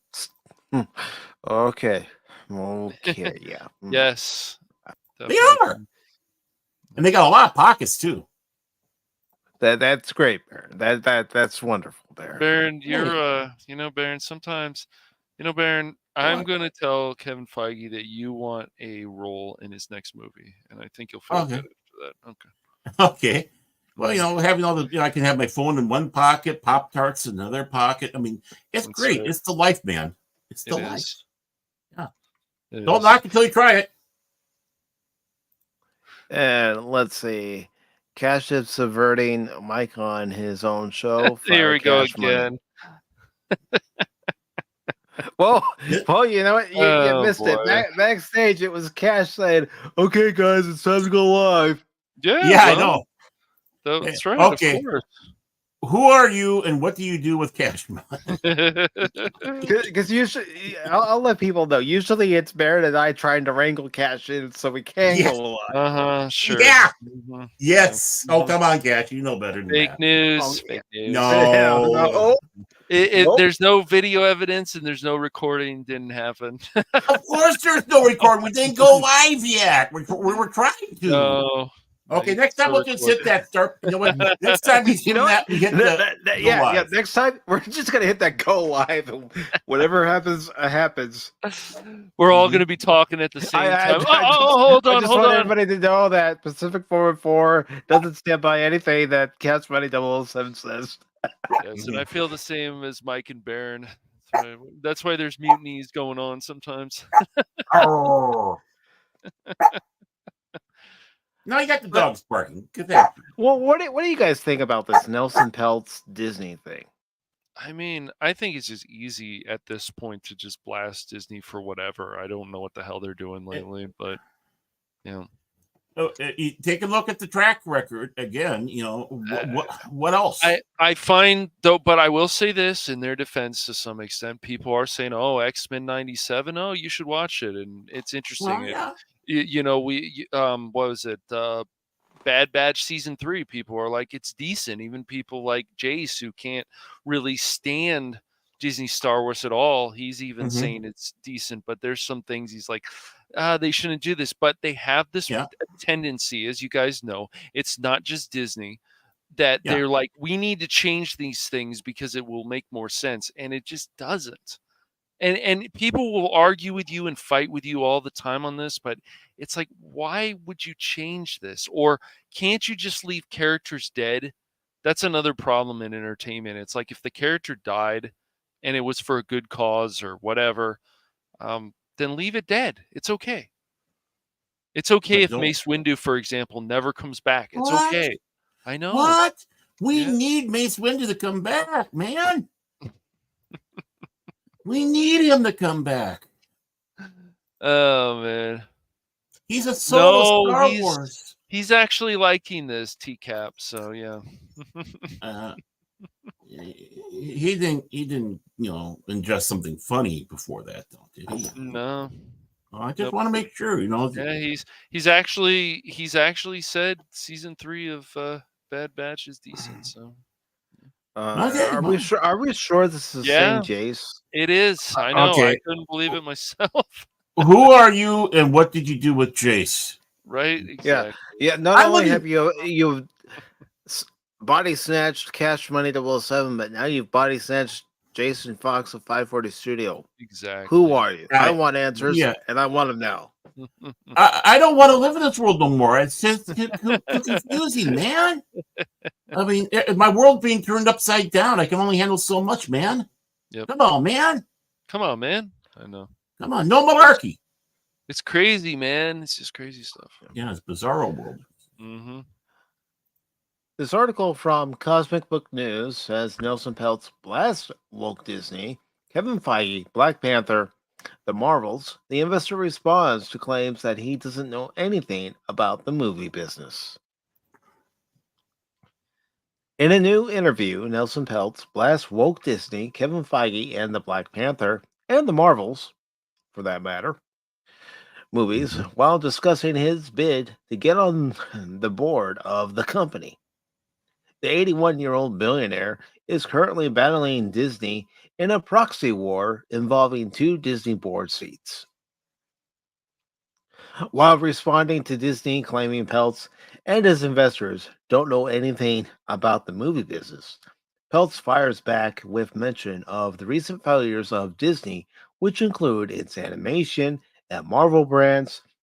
We can also add Star Wars, which hasn't seen a movie released in years. Mm-hmm. They say we know nothing about the movie business. We don't claim we do. But I don't think they do. With 5 big losers in a row, they've lost first place in animation. They've lost first place in features. Maybe it's time to change management in those divisions, Peltz told the Financial Times. Mm-hmm. Yeah. What about Not Feige? wrong. Kevin Feige happens to be in charge of one of the divisions in question, Marvel, but Peltz says he's not ready to remove Feige just yet. I'm not ready to say that, but I question his record, Peltz responded. Mm-hmm. Fans don't go to get a message. No, we go to escape. I don't care what it is. We go for escapism. If there's going to be a message, it needs to connect with the story. It can't just be off the wall somewhere. Number 5 is alive. We got, good message. Our Bochis like the bark. Peltz, who also happens to be backed by Ike Perlmutter, who has previously reported to have butted heads with Feige at Marvel. So much so that reportedly Feige was ready to quit Marvel, but went above Perlmutter, come on, Mike, which saw Iger back Feige. Points out that Disney has become too woke. Well, I mean, look at the Acolyte. Perfect example. Do I have to? I just don't know what it. You watch that trailer and you go, "Am I supposed to care?" Well, that's what I was just gonna say. People are gonna say it's only a trailer, Mike. How do you know? Oh, that trailer tells you a whole lot. Yeah. Plus, they don't know how to make trailers nowadays, so they give everything out. That's the one thing I have. That's the one thing I have to give props to Jar Jar Abrams when it came to Episode 7. When the trailer came out, there were so many red herrings in there. You had no idea what the movie was going to be. Mm-hmm. Honestly, Says in here, people go to watch a movie or a show to be entertained. Correct. They don't go to get a message. Also correct. Mm-hmm. That's not what I'm paying for. I'm paying to be entertained by a movie. And if I'm going to see a sequel, well, then I would like that sequel to be better than the movie that came before it. Mm-hmm. What about Black Panther? I'm just happy if it's close to it. I mean, yeah. What about Black Panther and the Marvels? The article points out that Peltz takes aim at the Marvels and Black Panther, the former of which lost Disney $200 million, and the latter of which made nearly $500 million less than the first one. Not to mention, the Marvels also made nearly $1 billion less than Captain Marvel. In highlighting its powerful IPs, Disney itself also omitted 7 years worth of Marvel. Well, also look at the last Indiana Jones film. Mm-hmm. Yep. The first 15 to 20 minutes were fine, in my opinion. After that, it went off. It just, yeah, I don't know. Some of the directions that movie went, I know certain other people say, oh, it wasn't bad, it wasn't this. That's fine. I just feel the same way as Mike on this. On just certain movies that Mike and I feel the same on this, that what direction were they going? And the whole thing about, a discount short round that's how I felt, Mike. I don't know if you did, but that's what I've heard a lot of people call. That's what he is. Like, Teddy was a discount short round. Yeah, I didn't like that. No.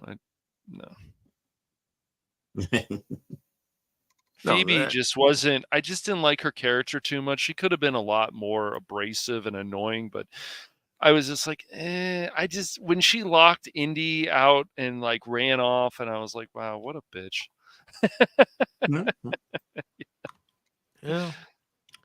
Yeah. And the Phoebe you're referring to is Phoebe Waller-Bridge. Waller-Bridge. Yeah. Mm-hmm. Who, for some reason, Disney loves. Yeah. No, I mean, really. I mean, sure, there was look, I'll admit there was definitely an adventure there. It was just how certain things played out. It was like, I even felt Antonio Banderas was wasted in that movie. I really do. But because he was. And it goes back to what we were talking about Sunday. Mm-hmm. It was another sequel that nobody needed. Right. Nobody. I mean, once again, however you feel about the Crystal Skull, there was still a pretty interesting, there was still adventure going on. And what happened at the end of the movie made sense, and you could have just left it there. Sure, I'm not really a fan of the aliens. I know other people like that. I wasn't a fan of that plot, but still, the movie had fun to it. And, this film, I just didn't really feel the fun. I was like, the thing with this, if they didn't go the woke and having Phoebe Waller-Bridge in there and all that, I doubt if they would have brought back Shia LaBeouf, even though he has cleaned up, but I mean, whatever, yeah, even though because of just what he was but even though it looks like he kind of woke up a little bit and go, ooh, but they could have recast him. They should have had it. They had the father passing the torch on to the son. Mm-hmm. Right. That was even teased at the end of The Kingdom of the Crystal Skull.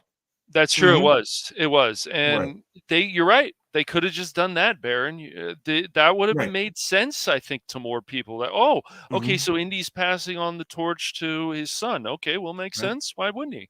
Yeah. Well, and what I think really did damage that was LaBeouf or whatever. Mhm. you know, how I he think was so. acting, because everyone Mhm. was, you know, Yes. people were saying about how he was just a pain in the ass on the set and all that.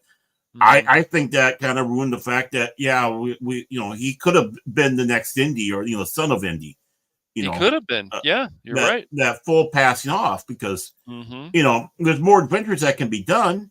Absolutely. Why not keep it in the family? But no, let's go Mhm. with the thing where, oh, he's dead now, and I want a divorce, and you know, it's like, come on, we've had enough of that BS. Indy's Why do we? a shell of the man that he once was, and Mhm. Right. Yep.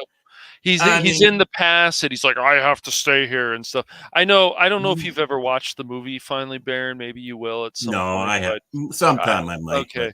So you don't mind if you don't care. no, if go we ahead. spoil it, I've heard okay. so much about this movie, Yeah. so it Yeah. doesn't matter. The thing is, but just to be safe, I'll go ahead and put this up. Oh, spoiler! I thought I had no spoilers. spoilers, but yeah, you know, Indy being stuck in the past and being like, oh, I must stay here. Like, for me personally, I did not like that, because for obviously he would mess up the future by staying in the past, and it was just the way he was acting. I was like, man, how much did they pay Harrison just to do this one scene? Like, this is They crazy. paid me a lot of money, Yeah. Cash. Oh, I'm sure they paid him a ton of money. But, yeah. yeah. Well, you know, and you can sit back and say it was probably a little bit of a swipe to us fans, because they always sit back and say, "Oh, you're just living in the past." Mm-hmm. Well, you know, you could look at it that way, Baron. Well, what about that article from Variety on Sunday when we were looking at the box office numbers, and recall the aging fan base? Yep. See, and that's why I bring it up, and I'm actually kind of serious. I mean, Wizards of the Coast did that to us old time gamers when they decided to come out with a character called Thaco the Clown, the big disgusting whatever, representing what they feel as old fans are. You know, it's like, you know, we're just clowns when we're not anything. Again, even back in the 90s, I did not ever see once that people were not allowed to play with other people. Play that card game. Never happened. Never saw it once yet. Well, yeah, of Magic. Well, you said Magic. I'm talking. So, no, I'm talking about. Yeah, well, I'm talking about. I'm talking about D&D. Talking about D&D. Oh, that's D&D. Oh boy. Yeah. Yeah, and they he's talking D&D. Yeah, insulting the fans, calling us Thaco the Clown, and oh my gosh, okay, and you know, because Thaco was a system that they had in second edition and all that, you know, a big joke amongst. Oh my, D&D that was players in D&D. Okay, I thought we yeah, were. Thaco, I thought that was also in that would have been in Magic. Okay, you know, it was to hit. It was basically an attack thing. You know, to hit whatever. I can't. You know, whatever. But you know, we always it was called Thaco, and well, just like it D&D was always made fun of. And but Magic, they had to take. this, yeah, go ahead. Yeah, but they had to take the swipe, and with everybody taking the swipe, it's not hard to take a look and see. Oh, Andy's wanting to live in the past, just like they say about us. All we want to do is live in the past. It's like, no, you know, the franchise outgrew you. You know, no. It's not living in the past. It's like, this is what the franchise is about. That doesn't age. There's nothing aging about it. That's why it's timeless. You know. Yeah, that's why it's timeless. Like all these things. I mean, but once again, Baron, they changed Magic. They changed this. They added these crossovers that we never needed in Magic. Magic was great. It's just a fantasy game. You know, you don't need to do this stuff, and they just do this. Oh, we're opening up this. Is that something you ever wanted to be excited about? See Fallout and Magic? No. For example, exactly. That I'm waiting for the Leisure to Larry though crossover, but okay, Leisure. The Leisure Larry crossover. I mean, why not? Leisure Suit Larry. Yeah, there's a game I to this day still have no interest in playing. No. It's just funny. Yeah, just. See if play that game just to see if he triggers certain people, you know, because that'd be funny in itself. But yeah, you're right there. I mean, that's absolutely reason why to play the game. No. Yeah, to hit armor class. Thank you. Yeah, I don't know, but of course that had to be in D&D. But once again, look at what's happened with Magic. I mean, you can just go down the list of this stuff. And why are Hasbro losing so much money? I wonder. Yeah, It's well, because and of that's the just, current woke direction they're going in. That's why. right. And even saying about this guy here, oh, you don't know anything. And it's like, well, bitch, please, there's certain things you have to know about, and that is entertainment. That's not a thing where you sit back and call someone old for wanting entertainment. Yep. Dude, that's a meme. That has Kevin Feige on the top of the meme, and then on the bottom a fan, bitch, please. I love it. It's great. Yeah. There you go. Hey, meme makers, there you go. Have fun. Oh my gosh, that's But- awesome. But real quick to finish out this article, it's just only Oh, yeah. Go ahead. couple of paragraphs here. It says, "Why do I have to have a Marvel that's all women? Not that I have anything against women, but why do I have to do that? Why can't I have Marvels that are both? Why do I need an all-black cast?" Peltz questioned. The vote for the board seats will be revealed on April 3rd at Disney's annual meeting. Recently saw George Lucas back Bob Iger. I still stand by what I said last Wednesday. I still think it's a red herring. Well, I don't think we're gonna. I don't think we're gonna know the whole detail that's coming out. Another But article. I think there's something up.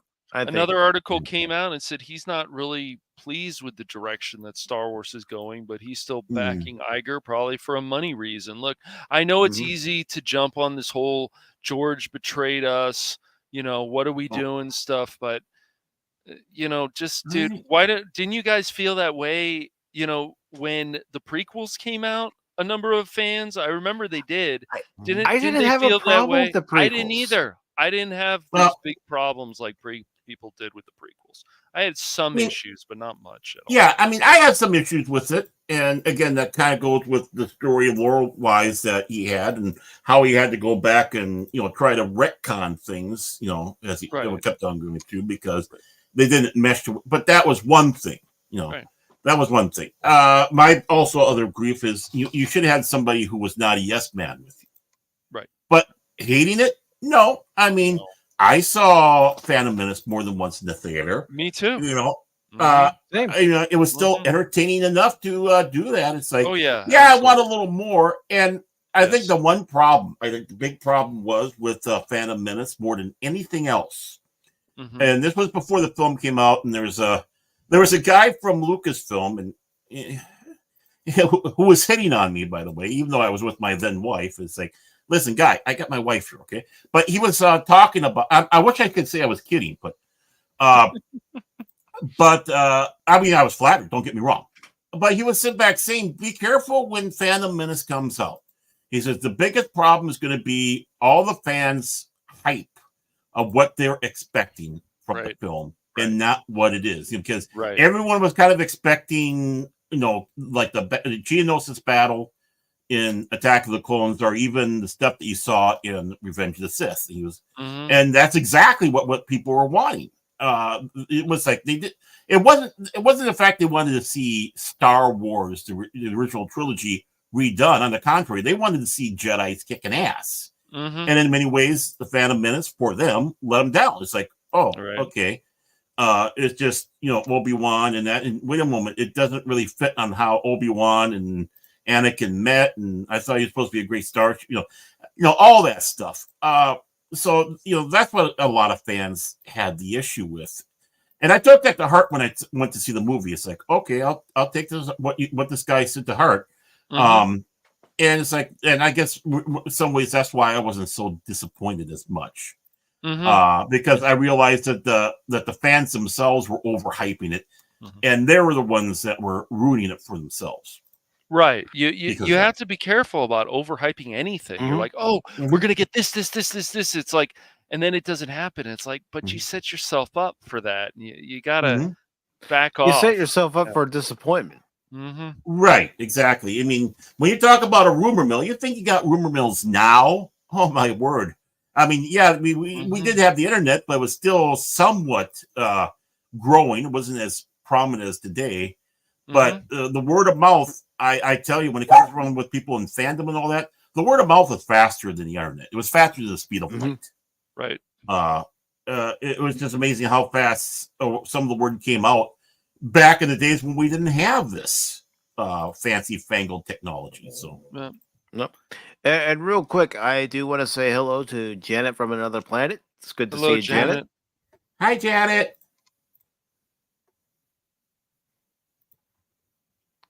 All right. Anything else you want to add to that topic, Baron or Cash? I don't know. I think that's all. I mean, I mean, as it goes, I think there's red herring, and I think we will see what's happening when it all hits the fan. There's a reason why Lucas is siding with Iger, and he's not happy with Iger. No, he was lied Igor. to. I like Igor. Igor. Here we go. Igor. So what is going on? What I mean, again, everything's on the table with this, and Lucas is probably last week thinking outside of the box. This is hypothetical. I'm not saying it is going to happen. I'm not saying that it isn't going to happen, but there's a reason why George Lucas is backing Bob Iger, other than what we know. What that is, even I don't know. Well, I mean, let's go with the absolute most wild. He's trying to get Lucasfilm back, or he's a kind of a front man for investors who want to do it. That will allow Lucas to play in his playground. Let's go with that. I think if it was anything, it would be the latter, not the former. Yeah, exactly. Yep, I think there's people there's investors or other friends of his and said, we're not going to tell people what we're doing, and this is just all hypothetical. I don't want people to start freaking out, but like they usually do.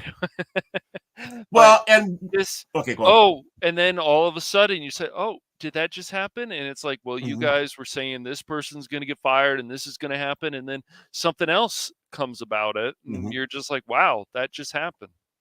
Anything's possible with this. Like Mike said, he never thought he was going to see his Cubs win in his lifetime. Right. The World Series. Yeah. When it comes around to this, especially when people are trying to play their little games of thrones, right? You have to put everything on the table. And if Lucas is, like those two possibilities, what will be the one thing that would ruin the chances of that going forward? This other guy coming in and getting his hands on the property. That could ruin whatever deal that he may or may not be doing. And I have a sneaky feeling there is something business-wise going. And this guy coming in is kind of rock the boat, and he doesn't want that boat rocked. He's gonna put a wrench in the whole situation. Right. Yep. So, I mean, George Lucas might have his heart, sympathy completely to what this guy was saying, but it's like, no, don't ruin what I'm doing here. Maybe if it was like a year ago or whatever, maybe he would have joined sides with him. I don't know, but we don't know. None of us do. That's the thing. Look, I just refuse to be on this, George Lucas betrayed me kind of stuff, because shouldn't you guys have already said that when he sold it to Disney? So, well, a lot of people kind of did. No, because at the time, everybody, including myself, was thinking, "Oh, if Disney's in charge of Star Wars, they're going to do wonderful things." That was the mindset. You're thinking the most positive thoughts you could think. See what happens. Let's try to be optimistic about it. Yeah, it's just. I was nervous. I have to confess, I was nervous. But, well, these monopolies, as we've seen, this is a problem. I mean, with Activision, Blizzard, and stuff, and it's like, well, what are you guys doing? Are you going to do something better with this? Because it just seems like the same crap is going on. So let's do something better. Let's take something and start fixing things. Start bringing that greatness back if we can. Yeah. But I was hopeful, especially when they said they were going to treat it as a different division from Disney, even though it was part of Disney. And the fact that Lucas had worked with them so much in the past. I mean, he had. So, I had reserved hope. And needless to say, that hope was, whatever little hope I had was misplaced. Mm-hmm. So I think people are quick to get on the bandwagon about tar and feathering Lucas. You know, I me, the people whom I respect out there immensely, I just gotta say, just take a step back and start looking at it, because I understand. We've all been getting our hearts broken left and right. Right. And when we feel like one of the people that we've been championing, it appears that he might be backstabbing us. But how many times have we seen in the movie where what they're doing, even though it looks like it's sinister or against you, actually they're working for you? Yep. Right. I mean, look how many people were taken in by Snape in Harry Potter.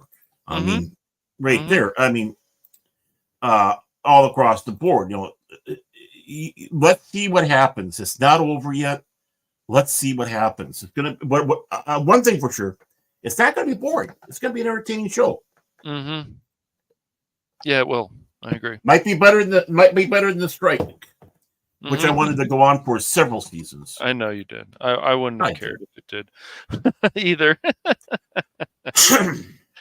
You know, I had my hopes up for season 2.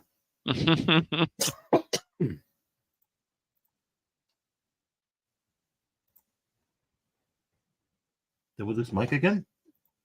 Oh, we lost Mike again. Okay, so we got to entertain now. Okay, but no, but with that though, again, let's see what happens here. I try, just like when we were doing with these legal cases that people are getting into, except for Alec Baldwin, who is a piece of shit. right. You know, let's see what's going on here before we get those the tar, feather, pitchforks, and torches, because Exactly. again, this is something just doesn't play quite right. So, and I hope it's something where somebody else gets it. And if Lucas has any control, you know, maybe they're agreeing, hey, you come over and we'll have you as the creator of Star Wars, you know, you get to call the shots, type of thing, where Lucas gets all the world, where, you know, he doesn't have to worry about the business aspect, but he gets to play with all the creative. I mean, what a perfect world for him. Well, Disney Star Wars will be erased. Well, there's, you know, this is why I always mention there's always these missed opportunities. And one of the big missed opportunities for me would be, you see what these people are doing with low budget with YouTube, doing these fan films, you know, and people are enjoying them. People are even saying this is better than what Netflix did or whatever with the property. Why not hire these people and give them a chance? See what they can do with a bigger budget. It's going to happen. You know, that's what I want to see more of. Yes. Well, Hollywood, just like everybody else, is having the aging problem. Right. Yeah, it's great to have, but but somehow they're not really encouraging that next generation, you might say. No, and to come in, and it's not helping bringing back things like Don't Tell Mom the Babysitter's Dead, right? Yeah, that's what the title is. Oh, they redid that one? Yeah, that's actually coming back. You know. Oh, why? I don't know, because they become lazy about this stuff. I don't know. Why did we need Roadhouse coming back? All this stuff coming back. I just try something new, fail at it, but remember, Hollywood doesn't want to fail. Whatever they do, pretty much, not all of them. Like, I believe there's Nolan and there's other people that, like, man, if we failed, we're going to try something else. But the other ones are so arrogant about it. That is a huge problem. If they just take out their arrogance and start being like, yeah, we're going to fail, or really talking to the fans like they should. Hey, you guys want to buy this? You know, we're going to actually do this. Even that Zelda live action movie, when they say all these different words, it's like, look, guys, you don't have to say that. You're trying to butter people. You're trying to butter the fans up. That's what I feel like. Instead of just coming out and saying, we're going to try our best to do what we can with this property, and we're hoping we succeed. Things like that. I think that would make people better. Make fans feel, especially ones who have following these franchises for so long, saying, you know what, that sounds pretty reasonable. Instead of all these buzzwords and all this other crap that they keep throwing at, especially the last few years, it's gotten worse. So, yeah. Well, like I said, it's going to get worse before it gets better, because Right. As it gets worse, it shows one thing: they're desperate and they know they're losing, so they're trying to throw everything out. Just like anybody when they're back in the corner, Right. they're tossing. They're going to toss Mhm. every weapon under the disposal they can, and go out swinging as best as possible. And hopefully, in their mindset, maybe we can at least salt the earth so nothing grows again, type of thing. Yeah, it's just it goes down. It's the stepping stones for the producers, the directors, certain ones. Right. The other people that are like, we're going to do an adaptation of this. Okay, well, then you need to follow a certain formula. No. We're going to do this for a modern audience. We're going to change this. We're going to make this better. That's where it all starts falling apart. It's like when you start saying that about games, movies, books, whatever, then everything just starts falling apart, because the people you should always target, I feel, are the main fan base that have enjoyed these property for a long time. We've seen what's happened with DC. We've seen what's happened with Marvel. We see what's happened with other books. We're seeing this censorship that should never be censored, especially since it was a different time. And all this stuff is not good for entertainment. It's not good for art. Yeah. Let's go in there and rewrite passages of Ian Fleming's works, because my word, they make James Bond out to be this sexist, misogynist, murdering thug. Right. Okay. Yeah, and that's what he was in the books. It's like, well, yeah, that whether you like it or not, that's James Bond. But yeah, it's get back to that basics, and it'd be interesting to see. I know that if I have a sticky feeling if any other IP, or any group, I should say, gets the Star Wars IP, Disney Star Wars is going to die. They're going to wipe it off, and they're going to say, "Well, no, that's never going to happen." Well, you know what? They did it with the EU, but the EU hasn't gone away. And if there's people that like the Disney stuff, at least it's still out there. You can enjoy it, but it's going to go a different direction. Now you know how we feel, how we felt, us old fans, right? But it will, because they know that this Disney stuff wasn't catching on, especially the sequel trilogy, where their model was, hey, this is the roadmap to the sequel trilogy. Everything we have is a roadmap to the sequel trilogy. Oh, that's fine, great, wonderful, yeah. Look where that got you. Exactly. An overpriced hotel that nobody went to. Not many except people know. Well, I mean, a lot of people that went there was on Disney's dime. And then they went out there and wrote all these glorious things about how wonderful it was. They're showpieces. Yeah. So that was the best. Yeah. And yeah, I know there are people that had more common sense and more money than common sense. Maybe they were already rich and they didn't care. It's like, okay, so we won't go to Starbucks for a day. We'll go to the that type of thing. But it failed. It did. And real quick, I do want to say hello to the Chi-Town Gamers over on Rumble. And I also want to thank almost 60 of you listening to us right now on all the platforms that we're streaming on, whether it be YouTube, Rumble, Twitter. I got Facebook. Right, man. Thank you. Thank you, everybody. The whole thing is, Baron, and a lot of people don't want to see the bigger picture, where it's like, how do I create something? Okay. When people say, oh, there's no source material, well, that's a lie. That's a blatant lie. Like, don't say those things. Of course, there's a ton of source material. But go see what you can do. And so if Hollywood would stop worrying about, trying to make something amazing and that you have to love this, blah, blah, blah. And just like, well, if we fail, at least we tried. I think people would give them more of the benefit of the doubt, but they just can't in their brain, a lot of them, say that. Now, I think, as I said, I think Nolan, I think there's some other people out there, I think Scorsese and other people, like, they're like, we're going to try our best to give you something that's entertaining. Even if it's based on a true story, we're going to bring out these characters.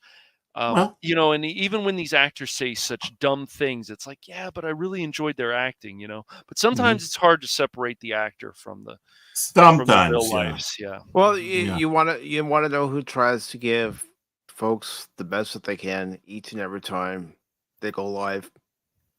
The three of us. The three of us and so many other content creators out there who give them their all each and every time they go live. And I also want to emphasize this, and I think it's good to emphasize this on other channels. Look, if somebody likes something, look, we get shit, the three of us lately, for Rebel Moon, and Jace likes it too, and I see Jace in the channel.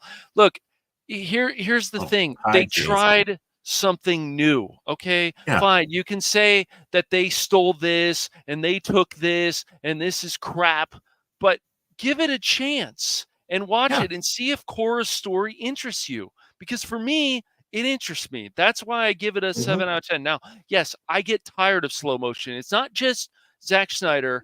It's other people. They overdo it. Ever since The Matrix, I feel it's just gotten crazier and crazier and crazier. Like, there has to be certain points I feel you do the slow motion and then you don't do the slow motion. Well, yeah. And I mean, I went into watching Rebel Moon with very low expectations. And I came out of it with a 7 out of 10. Me too. Yeah, I still had my problems with it. Me too. It's not perfect. Right. It's not. No. And, you know, some people like Godzilla -1, like 8, they want to give it a 10 out of 10 or a 9 out of 10. To me, it's I thought it was good. I thought it was good.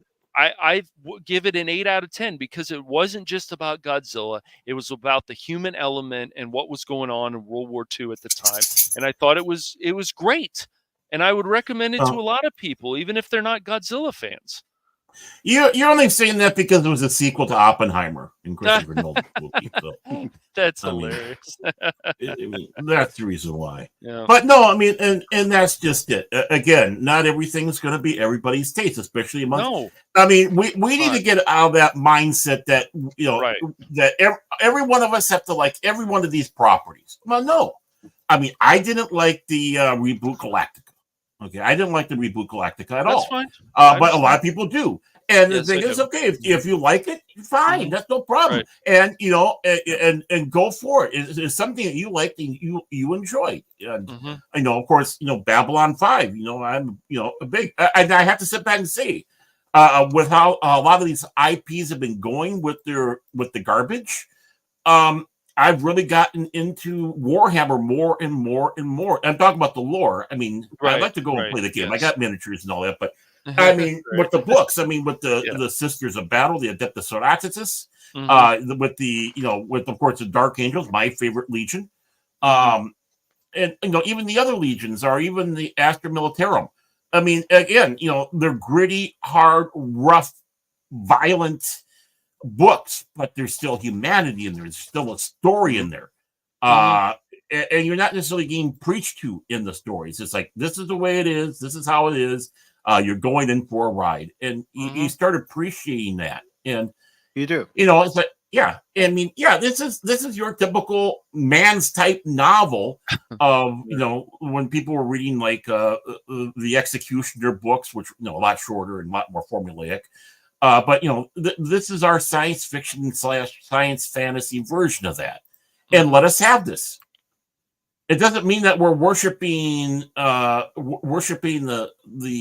the socialist Italian party or the national German party. No, I mean, just because you like the property doesn't mean that you know, secretly that's what you are. No, not at all. Doesn't mean it's still right. I mean, as the old joke goes, you get the groups of fans together. You ask the Star Wars fans. Oh, would you like to live in the world of Star Wars? Oh yeah, I mean, fly around a Millennium Falcon, have a lightsaber, a blaster. Yeah, pew pew pew.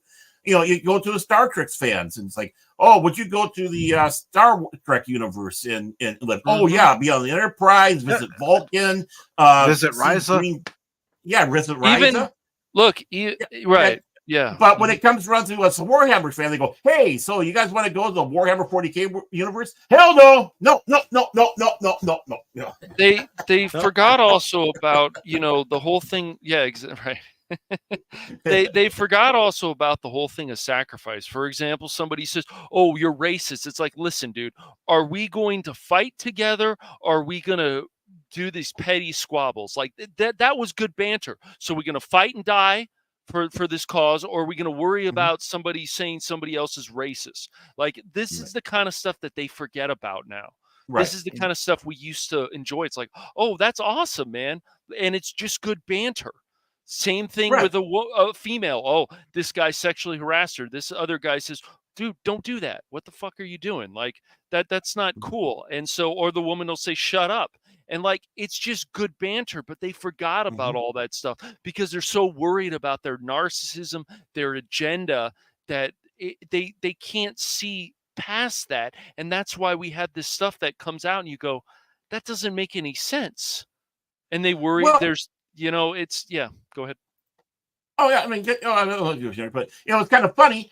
I read reading something actually was today, and somebody wrote about what are we doing? We have people who are minorities that are going around and disparaging themselves with their name, whatever. And they, they said how a group of Chinese were calling themselves by a disparaging Chinese, moniker, and I think blacks and Hispanics, and it comes down to one thing: why? Because they have a sense of humor, and they can take shots at themselves.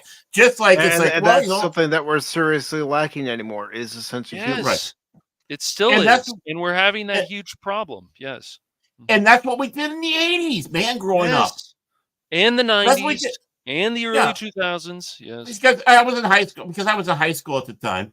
But that's why I say 80s, because it's like you hear these words, but they had no meaning other than the fact that it was just busting chops. Right. I mean, there were those that did go out there and used it for being disparaging, but you could tell by the tone who the person was, how it was delivered, compared to when you have a bunch of people just getting together and just, almost doing the yo mama things back and forth with each other. As childish as those are, right? Right. It's like, well, that's coming back now, and you can't handle that because you don't have a sense of humor, and you can't poke fun at yourself. Exactly.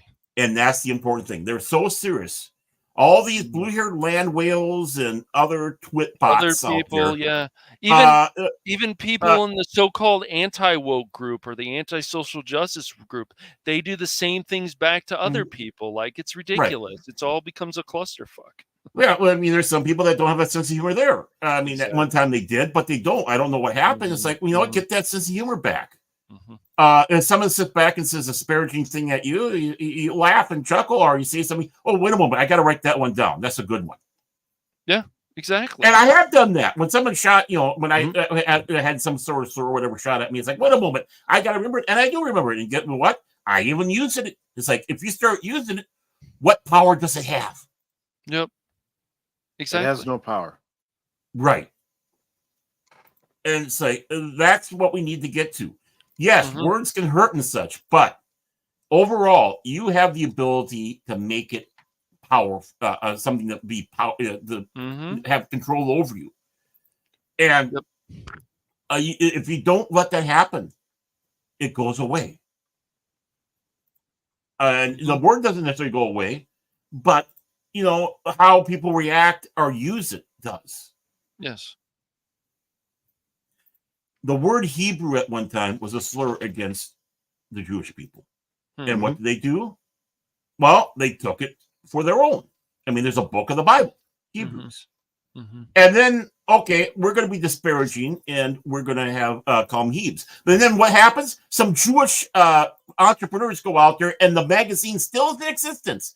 And that's what it's called, Hebe. That's how you destroy the stigma and such. Right. You turn it against those who are using it. Right. In a disparaging light. Right. If they can't use it that way, it holds no power. And most importantly, why are you letting people that you have no respect for have that much control over you? Exactly. If you don't have respect for them and they shoot something like that at you, What does it matter? You don't respect them. If it came from somebody you respected, that'd be different. Mhm. Which I can understand how people are reacting to George Lucas because they're envisioning someone that they respect, backstabbing them. And as we said, like, let's wait. But you know, again, I can see why many out there did react the way they had. I can understand that. But you know, let's hope it's for better and not worse. It is clearly a wait and see situation. Yes, Right. I'm patient. I didn't see Star Trek Nemesis until 10 years after it was out of the theater. I'm serious too. It's like I said, I'll go. You know, I've never seen Nemesis, and it's like, oh, it's on Netflix, and it's like, wow, it's been 10 years. Yeah, that was. I think that was the only TNG movie that bombed. Actually, yeah, because I think Yeah, it was. it was.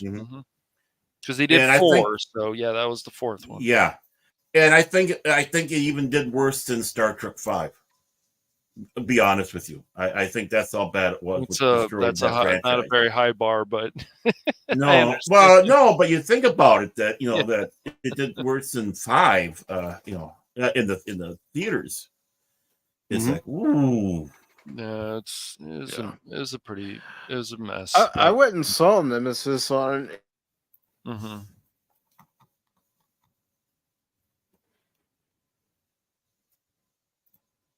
I ask that often when I'm watching the movie, unless I'm absolutely bored out of my mind. I started checking my watch, thinking, okay, when is this movie going to be over? There was so much lore-wise that was wrong with that movie too. It's just like, no, it's like, why do you keep on showing Picard bald in the Academy? He wasn't. Don't you watch Star Trek? Yeah, that movie is just. Well, even the cast members admitted there were things that Jonathan Frakes did go after it, and such. But I don't know why the other 3 were successful. It's and up to that point, Insurrection was the worst of the whole lot because it was just a glorified Star Trek episode. Well, it was just a lot of, I don't know. I enjoyed the politics in that, but I have to say, I don't remember Insurrection very much. Well, that's just it. A movie shouldn't be that way. When you see a Star Trek movie, you should remember it. And that was a mediocre episode at best that was stretched out to a 2-hour movie. Yeah. Well, as I said before, it's like you can enjoy the Abrams films, but do you remember them? And I think that's a fair question. Do you remember them? And if you don't, but you remember stuff like Star Trek 4, remember Star Trek 3, remember Star Trek 2, motion picture, Star Trek 6. It was one of those down. Yeah, it was one of those things in Nemesis when you see the picture of Picard and he's bald. I'm sitting there in the theater going, no, in Tapestry, he had a full head of hair. Yep. Yeah. And I know someone's going to argue, but Mike, Q was involved in that storyline. Well, if Q was telling an accurate retelling of that particular timeline of Picard, then we saw that Picard had a full head of hair. Heck, there was even an episode, Next Generation, the name of it's escaping me at the moment, but it was after Jack Crusher was killed. What does Picard had? A head of hair. Yeah. A lot of people take that him in that episode wearing that saying, hey, look at him wearing with the toupee for the for the pilot and all that. It's like, no, those pictures are not from that. It's from that episode. Don't you remember that episode? I remember that episode. You remember? I remember. And like I said Sunday, after having a couple of days to think about Ghostbusters Frozen Empire, that's one of the things that bothered me about the movie was the member berries. Remember this? Remember that? Remember when the light is green, the trap is clean? Yes, we get it. We know we're watching a Ghostbusters movie. We get it. Yeah, I mean, it's good for one line. It's good for the one line. You guys can go back to even movies if you ever watched Gangster Squad. It's like it's just they just keep feeding you, and it's like, no, I don't want this. I don't want to be spoon fed. No, I don't want this. Mike took our flag down. Oh, It's okay. he was gone long enough. I thought we had control. I'll do better next time. Oh. Once a pirate, always a pirate, huh, Baron? Yeah, we need to get that course. pirate song put on there. We need to have the Pirate 414 song put on there. Yes. Oh. Tell you what. Mm. On Monday stream, we'll play that. Oh, Woo! Yay! yeah, we're working on the Pop Talk album, folks, from right. Tag Cole Records. That's right. So And you can before we get into this last story here, I do want to thank all 60 of you for watching us on all platforms. Really appreciate this. We love you. Yep. But from Tag Cole Records, we're going to have the Pop Talk album, and you can get it in vinyl. You can get it reel to reel and 8-track. Please, no CODs. Oh, God. Someone's going to hold you to that, Baron. You do know man. Yeah, DJ Ronnie G and Phil McCracken.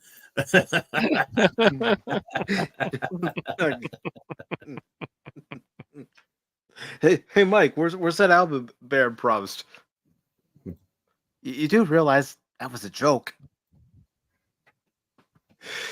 I know there are times I am the straight man of this group. I'll admit it. Yes. Well, most of the time you are. Yeah, you got to put up with us.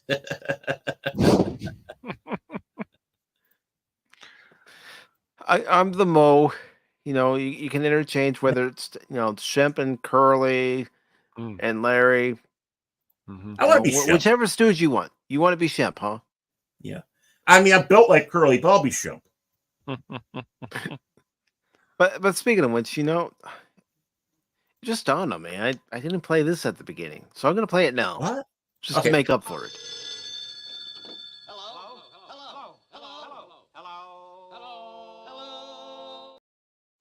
See, Shemp's in there. I gotta be Shemp. I see. And no offense to Curly, I think Shemp was better. But well, that was the better version that I found. So I said, you know what? I'm going to make that a clip. And in this last story from Superhero Hype, it says Thundercats Adam Wingard gives promising update on live action movie. Why do we need a live action movie of Thundercats? They could have continued on the 2011 series. That was very good. Oh, yes. Yes, they could have. Jack was Black. Awesome. Jack Black. Jack Amy Black. Schumer.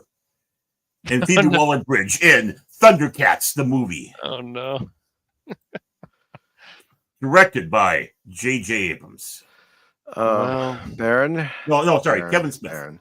We've been light on clips. We've been light on clips tonight, but on that one, I just have to say this. How about no?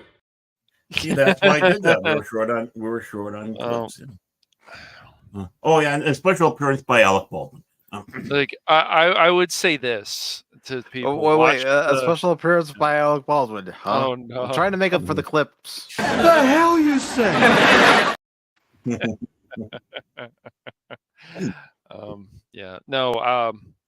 I just hope that once again this is an adaptation basically, so look at the source material, watch the original Thundercats cartoon, watch the one in 2011, right? 2011. Well, yeah, always go. That only got one season. I know. Unfortunately. Dang, the animation is still good in that. So good.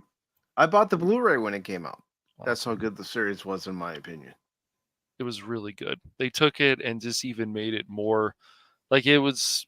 I would say more serious. I would say that. Yeah, well, that's what I was gonna bring up. I liked it for its serious aspect. That Lionel had to learn how to become the leader of the Thundercats. That he had people teach them, like Panthro and Tigra. And even Chitara had to teach him how to be a leader. Right. That's awesome. Yeah. Very important. It's very important. Again, the ups and the downs. I mean, I never really watched Thundercats. I'm going to have to get down and start watching some of it seriously. I I could, yeah. I mean, I don't know why I never watched it. Just back don't in watch the- Thundercats Go because that animation makes you want to throw up rainbows. Well, Cal Art, right? I'm not gonna anything that's got Cal Art in it. I'm not gonna watch. I'm not gonna read any comics with it, anything, because I think that's one of the laziest. It's fine for garbage stuff art like Rick and Morty, but it can't be for everything, especially when they Well- already had art. Well, they changed Teen Titans. You know, they did Teen Yeah. Titans Go, and they did Superhero Girls Go, and whatever. Basically, that's how it Right. feels like. It's like this art is so cheap, though. You Mhm. know, You know what's kind of funny though is my future son-in-law for Christmas he gave me that vehicle they drove around with in Hot Wheel form. I have it actually over there on The Thunder Tank. Yeah, yeah. Hmm. I think so. And it's like I said, so I never watched it. He felt bad. I said, no, it's still cool. It's still cool. It's still cool. Don't think it's bad. You know, it's like, well, what? Just a second here. Let me take a look. What exactly? Walking back here into the vault. I'm going way back here. Okay, opening the vault. And Bear Okay, was like- never seen ever and again. he was never Yeah. seen again, right? yeah. It's the He went Thunder into the Tank. void. Yeah, it's a Thunder Tank. It looks cool, man. It looks like a little cat that's about ready to pounce. You know. Hmm. Yeah, it's pop culture, and you know I like it. I think it's a cool. May we see it? Hmm. Oh, I suppose so. All right, let me put you on the we big gotta screen. Put him Yeah, on the there big we go. screen. Yeah, that's cool, There you go, man. the Thunder Yeah. Tank.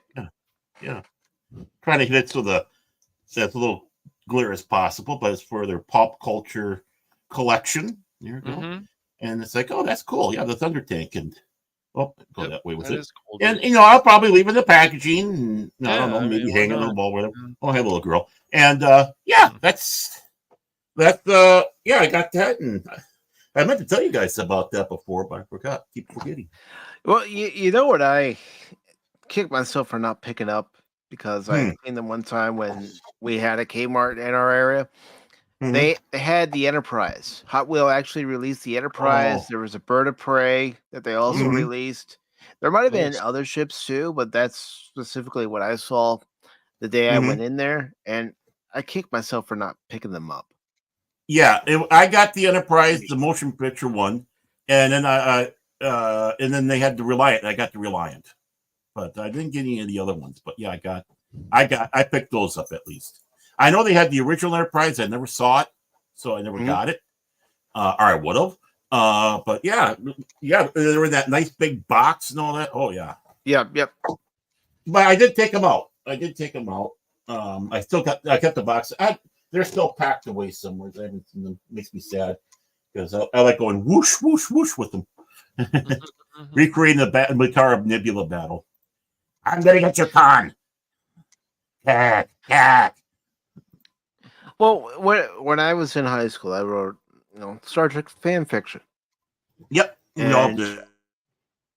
I had the Micro Machines Star Trek line that they came out with, and the ones that I had, I would kind of line them up to try to describe what was happening in the story as far as the formation. If there were more than one ship coming out in, a Y formation or attack formation, I was trying to describe as best I could, where they were coming out of, how they were coming out, and just to give the reader of my story an overall picture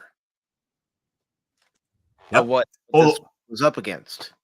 Those Micro Machines were wonderful. I got a bunch of those too. Oh yeah, they're well made. They're very cool. Yeah. Yeah. And the Star Wars ones too. Mm-hmm. Let me go ahead and turn on one of the lights Eastern. because I've Enlighten put us. myself on camera. I don't know how well you're going to see it, but oh yeah, it define. is.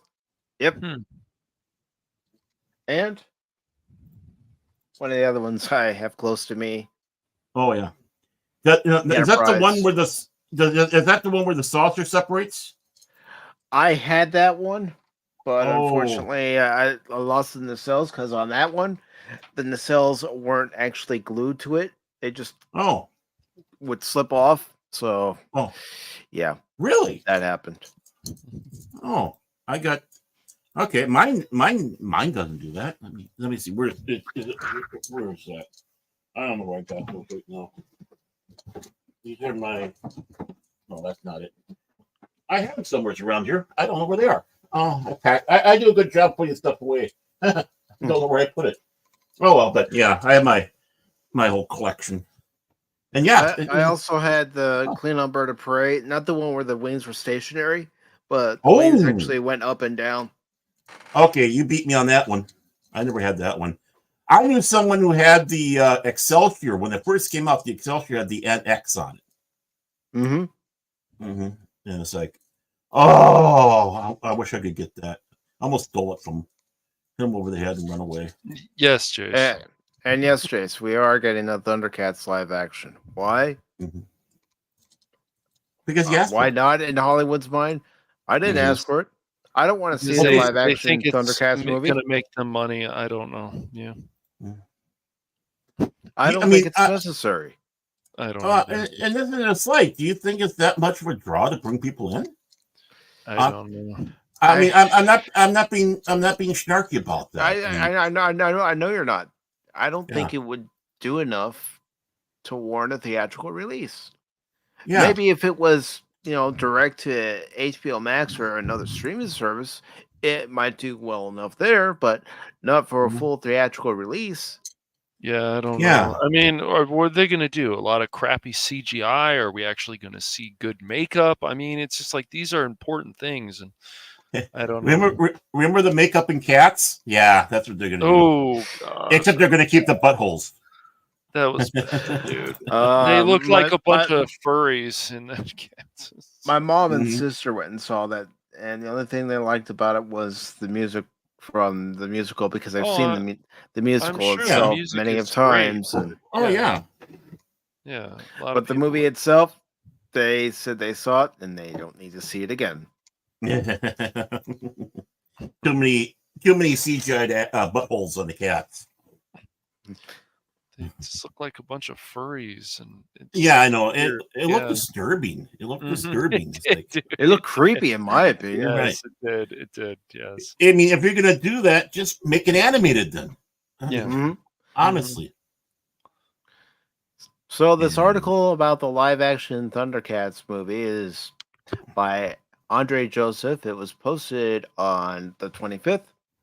It said Godzilla Con, the new Empire director, Adam Wingard, says the live action adaptation of the beloved 1980s. Well, I'm adding the 1980s part. It says the 80s animated series Thundercats is roaring ahead in the script stage. Yeah, but another thing about this movie is that it started, then it stopped, it started, then it stopped. Well, and again, how many scripts are out there that never get done? I mean, I got a copy of the script of the Doctor Who film they wanted to do back in the 80s, early 90s. Thank God they didn't make it, because I did read it, but it's like, well, that didn't make it. You'd think, oh, Doctor Who movie is going to do it. They're going to make it. Nope, didn't happen. No.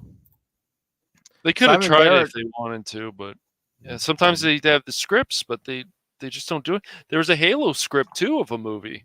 Never happened. That was a number of years ago, at least over 10 years ago. So, well, let's not forget iRobot, Harlan Ellison's treatment, which needs to be done. It just needs to be done. Could be interesting. Oh, yeah. Especially having been penned by Harlan Ellison. Yeah, and having Isaac Asimov signing off saying, yeah, I like it, even though liberties had to be made obviously for certain things in there, but and Asimov approves. I mean, right there, you can't get much better than that. No, I mean, I read it, I got it. I read it. It's like, wow, this would make a great, if not a movie, miniseries. Goes on to say, Simon Barrett and I are still actively working on the script, Wingard said to IO9 per Gizmodo.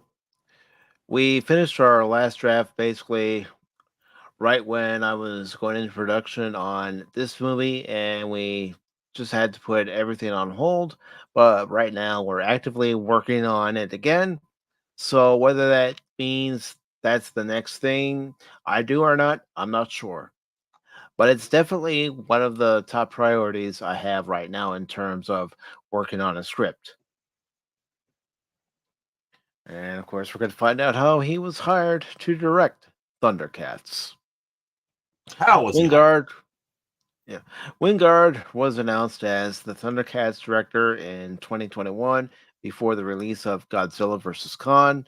While previous attempts at a Thundercats movie had stalled before that time, Wingard's attachment to the project is unique in that the director was a fan of the property since childhood and actively pursued the movie when it became available at Warner Brothers. Yeah, but how many people who have been supposedly fans of a franchise wanted the opportunity to direct a movie in said franchise, and then that movie ends up bombing? Or even if it doesn't end up bombing, it's full of mystery boxes. Well, and I can see where in the olden days it have been difficult to transcribe this to a live action film with all the makeup you'd have to do on the actors and actresses. And how would that look? And what would the cost of that budgeting be amongst with everything else? And, you know, and really Hollywood did have a little problem with, oh, we're going to have a movie that doesn't have any humans in it. Oh, I don't know if we want to do that. I mean, they took chances with Dark Crystal, obviously, where you didn't have any humans whatsoever. But, you know, it didn't do well. And of course, that's another thing they point picture at. Oh, stuff like that doesn't work. So now these days, it's been proven otherwise.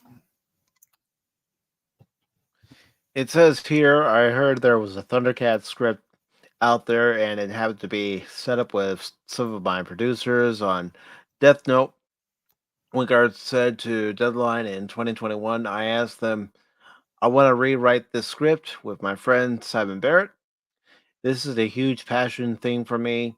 Nobody on this planet knows or has thought as much about Thundercats as I have. They gave me the reins. I saw this as an opportunity to do a new type of fantasy sci-fi spectacle film that people have never seen before. It's got a rich mythology. The characters are fantastic. Thundercats does not have a release date. Meanwhile, Wingard's Godzilla Con, The New Empire, hits theaters on March 29th. I mean, I like his moxie and all that. Yeah, you have to have moxie in Hollywood. Well, but about this, so I mean, he's going out there and geeking out about this. And, you know, that's a plus. But we've seen what happens also when fans get their hands on properties. You know, Jar Jar Abrams sat back all the time saying how big a Star Wars fan he was. Back in 2000, you had that D&D film done by a big D&D geek, and that didn't do well. And it wasn't really well received. I liked it, but, you know, maybe for all the wrong reasons. But, yeah, just because it's someone who's a fan doesn't necessarily mean it's going to be done well. So, I mean, it would be like me writing the Transformers script. Just because I'm a fan of Transformers doesn't mean I'm going to get the script exactly right.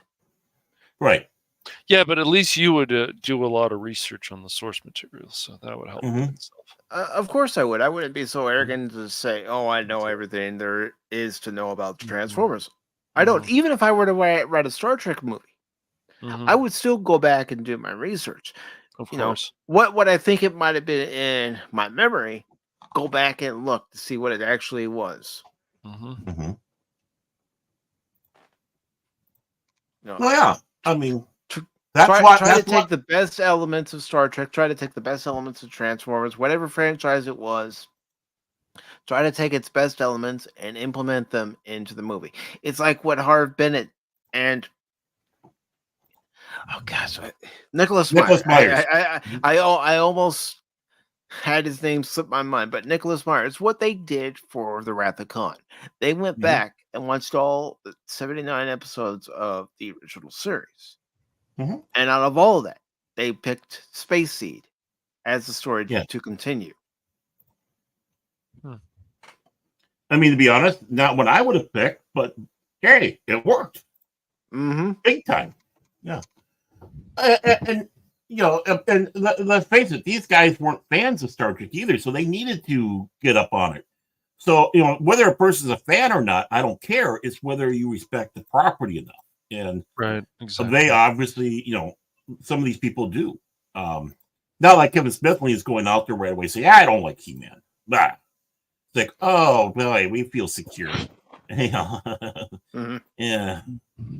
So yeah, I mean, it can go. Excuse me, can go any way, and I hope this really works. I really do. I mean, it'd be great if we had a big on-screen, spectacular thing. Saying, Yeah, I guess it'd be we did great need it. because I would love to be wrong. I really would. Yeah, yeah. This and say, yeah, this is exactly what we need to get. You know, get the old thing going. You know, everything. You know, you never know when people start seeing that you are keeping true to the universe. And that's doing better than when you go out there and start going, hey, you know, make it lame. Make it, more women, make it lame and gay. You know, it's like, okay. Thank you, Cartman. You know, we need that clip. Someone's got that clip. We don't got that clip, though. We don't I'll have see that what I clip. can do. I'll see what I can do. But we got this You one. might think everything is okay, but Disney is gonna get you. Kathleen Kennedy's gonna get you. Disney and Kathleen Kennedy are gonna get you.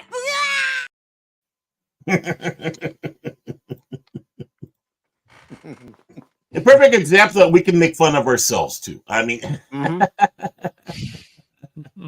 That's one of the keys to be able to make fun of oneself. Mm-hmm. Well, how it many just times makes do you I want die to. in a game, and I'm able to make fun of myself because I end up dying so many times in a game. Although I've been lucky so far in Final Fantasy VII Rebirth. You just after watching that, you just want to go to Disneyland and go up to people who are dressed up as Disney characters and go, "What do you think? You think Kathleen Kennedy's gonna get you?" You just you want to get locked up in Disney jail. I was going to say you'll be slapped in cuffs so quick you won't even know what hit you. I think so. Yeah. But it would Here be comes the funny as mouse hell. police. Oh yeah, it would be funny. It would be funny as hell. I'd laugh. Although I would laugh if it happened to you, Barrett, and I just there on the sidelines. See you later, Cash. Yeah. Well, see, the thing is Cash is the one that has the better opportunity to do that because you know he lives there in Beverly Hills, and it's not that long to drive down to down to Anaheim, down to the orange groves of Orange County. Yeah, yeah. You just get a megaphone or something instead of even like pushing them a little bit. You just a megaphone. Hey guys, guess what? Kathleen Kennedy's gonna get you.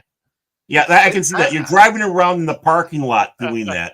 In the Bluesmobile. You got to have that big huge. You gotta go actually in the park. Film it on the Bluesmobile. You haven't seen the speaker that was on the Bluesmobile and just have you seen the Blues Brothers, man? Yeah, of course, yes. Okay, yeah, okay. Yes, I've seen that. I love that. Yeah, that's great. Yeah, I agree. And Jace, I know you would do that. I know. Oh yeah. Yeah, Jace. In a heartbeat. That'd be great. Yeah. Where's Jace? So he's beating up that mouse. Barrett and I would be on the sidelines. I'd be eating popcorn. Man. This could be fun. I'd be. Man. No, it would be nachos. it would be great right outside of the park. You have your megaphone in there. Kathleen Kennedy's gonna get you. You'd say it like every 5 minutes. and then Cash is going to be on the news. And a wild man was outside of Disneyland in Anaheim, California. A wild man with a pronounced chin was was terrorizing people outside of Disney. They would say that's terrorizing too. I'd be like, I'm just saying something over a megaphone. I'm not even in the park. Mommy, he scares me. Cash Money 007, the latest Disney villain. That's right. Oh, there we go. Cool. There you go. I like it. I would be a real villain, not one of those misunderstood ones. Well, you already are. I mean, yes, I know. So, gentlemen, as we have got man. 3 hours and almost 15 have? minutes into this broadcast. Let's Yeah. say we start wrapping up. But Kathleen's gonna get me. I don't want. No, I gotta I stay here. know, Kathleen no. Kennedy's gonna get me. Don't She worry. Don't worry. I know someone Disney. who might do his best to protect you. One shall stand, one shall fall. Why throw away your life so recklessly? Yes. But that's when he died. That's when he died, man. How can he protect Aaron, me? Growing me? Aaron. What? He comes back to life not once, but twice. Mhm. As Oh. a more impressive Autobot. Well, how can he be more impressive than just being Optimus Prime? I don't know, more guns, more weapons. I don't know, something. But he's the leader that we need. Yes, I know. We didn't, not that we asked for, but we need. Optimus before- Prime 2020. More impressive. Yes. Actually, I do have a shirt that I bought in 2012 that is Optimus Prime in 2012. Mm. I'll show it to you guys one of these days. Yeah, no, it's 2024. Optimus Prime 2024. Oh yeah, One you know shirt. during that time, everybody's saying Romney, they're saying Obama, and I actually took a picture of myself wearing the shirt saying this is my candidate for 2012. Optimus Yay. Prime. Yeah, Sure. I I mean, wore that to the voting booth. Did you wear that to the voting booth? I did not. I did not. Oh, Picture of me. disappointed. Check this out. And then I he will. started singing More Than Meets the Eye. Yeah. I need to see if they got Bill the Cat for president t-shirt. We'll get one of those. There you go. But before we go here, gentlemen, is there anything you'd like to promote for your channels? Going once, Go ahead, Baron. going twice. Well, I mean, hopefully we'll be doing Babylon 5, 7 o'clock Central Standard Time, Fandom Legacy. Did I say Saturday? Because that's going to be Saturday. Saturday. Hope to see you there. It's going to be these two knuckleheads with me and Lord Crit. Probably not Mr. McCracken. He did sit back and say that probably won't be there for. But he, but he'll let me know if he will or if he won't. So he's like Schrodinger's Phil. He's Schrodinger's troll. Is he or isn't he? Well, we'll find out when we open the box. Schrodinger's troll. Yes. Open that box. Look at Where this. did I come up with this stuff? I don't want to open the box. Maybe I don't not. either. I made sure there Okay, weren't any so holes we've in all it, either. decided, the three of us, we're not opening the box. First, Baron says Yep. he's opening the box, and he's like, no. No. It's all right. Let's keep it Schrodinger's troll. I like to have the the mystery. I'm all for the mystery. Oh, so you like the mystery box as well? Mm-hmm. And the mystery meat. I don't know. I would question that mystery meat, Baron. And the winner of the mystery. Remember that from Meatballs? The winner of the mystery. Yep. Some kinds of beef. I should watch it. I have that movie. I should watch it. Yeah, Meatballs. Oh, Are I you have- ready for the summer? Yeah. Are you ready for a good time? A lot better than the sequel. Oh God. I didn't want to watch it. Nope. I saw some clips. I'm all, no. What the alien subplot didn't want to drag you in? Nope. Okay. Oh boy. Anything else coming up on Baron Ormantag's Fandom Legacy? I don't know. No, I don't think so. Not that I can see of.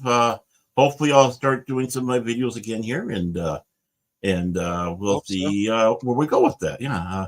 Okay. Basically, it's going to be Lambasting, Cash Money, Lord Crit, and others. Just because I'm full of hate and spite. And, Yeah, I don't see it.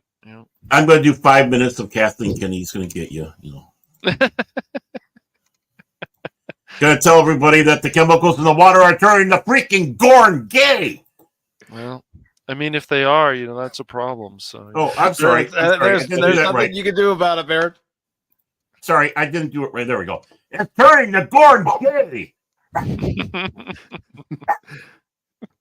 Baron Ormond Jones. Yep. There we go. Mm-hmm. Popped up again. Yes, he did. And what about you, Cash? What do you got coming up on the Phantom Hooligans? Well, 6:30 p.m. Pacific Standard Time. We're going to be, the main goal is going to be working on beating Act 5. We're going to hopefully beat that final boss. And then we might do a few more missions on there. But definitely Act 5 is going to be the main goal. And that'll be Friday at 6:30 p.m. Pacific Standard Time. And Baron will be there. Mike, me, and Anonymous, hopefully. Yeah, I got to read the script to make sure I got all my lines right for Act 5. And all that. No, yes. we got to listen to Cash say, "Okay, guys, Coach Cash, gotta man. improve. Right. Listen, guys, pick up the slack. Pacific, That's what are you right. doing? I'm Come on, you doing what I mayflies. do Come best." on. Come on, you mayflies. Let's stick together. And then he runs ahead. I love that. We got to stick together. And then all of a sudden, Cash runs ahead like one of the dwarfs. I think that one I did a little bit. Yes, I was trying to kill. You Some. A little bit? You did. I did a little bit. Yeah. A little bit? A little bit, huh? A little Listen bit. to this guy, Baron. A little bit. A little bit. Tiny bit. Yes. I think Baron, Anonymous, and I have a different point of view. Maybe. Well, exactly. Call bullshit. I call bullshit. I ran ahead a little bit on that one round. I remember. I was trying to kill some rats and stuff. Yep. Yeah, it's a good thing I ran up and helped you, man. It's all good. Of Most course it's important all thing good. is I we rescued don't. your ass. Well, most important thing is we don't allow ourselves to get surrounded. So that game. Oh, Get, we try not to, but we get overwhelmed. Sometimes, yeah. Well, we'll that's figure where we it play out. back to back. That's where we play back Yeah, to Act back. 5's. I mean, look, we could do recruit on Act 5, but I think we should just stick with veteran and see if we can get it done. You heard what Coach Cass said. No, we could change up our offense, we could change up our defense, but no, this playbook right here is That's right. unquestionable, undoubtedly the best playbook I've drawn up. We're gonna stick with it until it works. Well, I don't know the best, but pretty good. I don't care if you're dating Taylor Swift. We're gonna be going this way. No, you maggots, get out there and destroy those rats in Vermintide too. Rats in Chaos, yes. The Skaven. The Skaven. Dirty little Skaven. The Skaven, yes. I got a case. They're of still the rats, though, but yeah, they're Skaven. Well, yeah, they're rat. They're rodents. Mm-hmm. I just think of Mickey when I'm in there. Yep. Just got to make sure to always take out those. Boy. Oh. Yeah. Modders! If there's any modders out there, you gotta mod Vermintide 2 to make all the Skaven look like Mickey. There you go. There's your mission, guys. But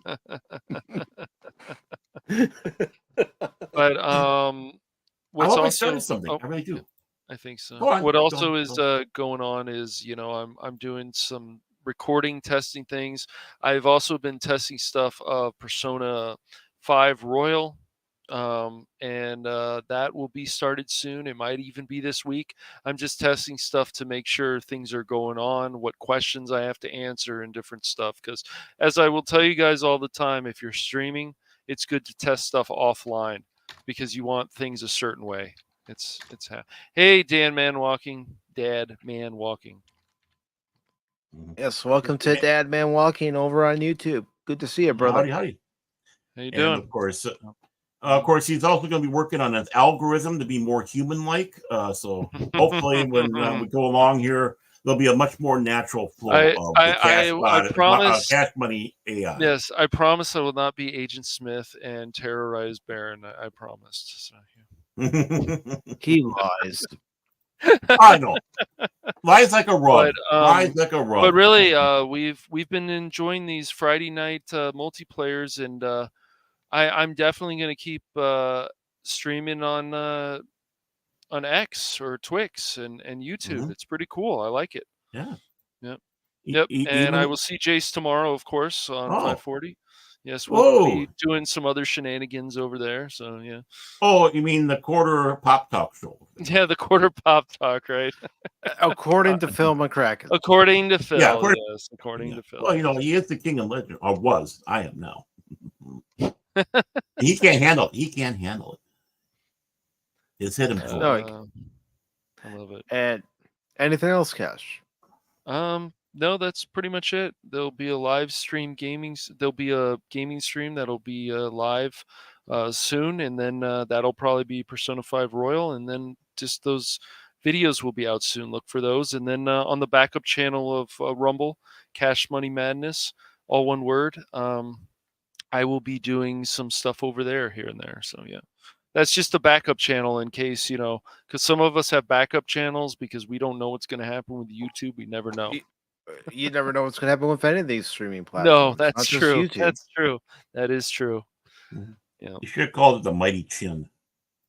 The Mighty Chin. That's pretty good. On the Rumble, the Mighty Rumble, the Mighty Chin. Sorry. No. And in case anybody's wondering, I do have Barrett and Cash's links in the description on both the YouTube and Rumble side. Excuse me. Sorry, I gotta do more with Rumble. Mm-hmm. No problem. I gotta do more with Rumble. Yeah, the user interface could use some work. I will say. Yeah. That's one thing I complain about. It's not perfect, and I'm willing to criticize it. Mm-hmm. I'm not going to praise it like it's the end all be all, because none of these platforms are the end all be all. They aren't. No. They aren't. It's, but you it's can nice have fun on any of them. You can have fun on Yeah. all of them, really. Well, even Nice. Kick, I think. Kick is pretty good, too, I guess. It is? Okay. I I've guess. never used it. And I do want to thank the 68 of you who are listening to us right now. Mhm. And as far as what's coming up on Pacific Forum 4 for the YouTube channel, the Twitch channel, and the Rumble channel, I will be back tomorrow at 6 p.m. Eastern with more Final Fantasy VII Rebirth gameplay. We'll see how far I can get in that game. I'm currently in Chapter 8. The goal is to try to get to Chapter 9, if not Chapter 9, Chapter 10, but we'll see what happens in the 4 hours I plan on streaming that game. Then, of course, as you've heard, I will be with Cash and Baron and Anonymous on the Phantom Hooligans on Friday at 9:30 p.m. Eastern Time, 6:30 p.m. Pacific Time on the Phantom Hooligans. And then I'll be back with Cash and Baron on Saturday over on Baron Norman Tag's Phantom Legacy. That starts at 7 p.m. Central, 8 p.m. Eastern, and 5 p.m. Pacific Time on Baron Norman Tag's Phantom Legacy. There will not be a Sunday edition of Pop Talk this Sunday, with it being Easter, and 3 of us wanted to spend time with our families. Well, I'm trying to hunt the rabbit. I set traps up and everything, so I'm hunting the rabbit, actually. So is this what we're going to hear at some point? You squirry wabbit! How did you know? Rascally wabbit! How did you know? I don't know. I think I'm getting to know you quite well, Baron. That's frightening. Dun, dun, dun. Yeah. Bum, bum, bum. But Monday will be a special stream, and it's no fooling. It's no joke. We will be back with, it's going to kind of be a Pop Talk, kind of not, an open panel stream on Monday, because one of us has a birthday on Monday, and that's no joke. That's no fooling. No fooling, So, man. No fooling. There will be the Pop Talk / birthday stream on Monday, starting at 6 p.m. Eastern. And again, it will be an open panel. It won't be a second hour open panel. It will be a full open panel. The only thing I ask from anybody who joins the panel is save any and all self-promotion until either the end of the show, when everybody's being asked to promote themselves, or if you have to leave, let us know in the private chat. This way we can give you time to promote yourself before you leave. That's all I ask. But other than that, again, I want to thank each and every one of you for watching us, whether you're watching on YouTube, on X, on Facebook, or Rumble. Thank you all so very much. We greatly appreciate it. We genuinely appreciate it, because without all of you, we can't do this. And I mean think this on our from the way bottom out, of my heart. I think so too. And I think on our way out, we have to show them this. Well, wait a moment. I hate this thing. It just zooms in the wrong spot. It's this. How many of you think the opinions of actors should be valued as much as, well, say, doctors, engineers, or a courageous congressman? Right here. Yeah, right on. Well, you're wrong. Actors are self-centered punks. Yeah. You got that, and you're gonna make it through life. Oh man, I love it. But before we leave you here, I just got to say thank you again. I can't express it enough.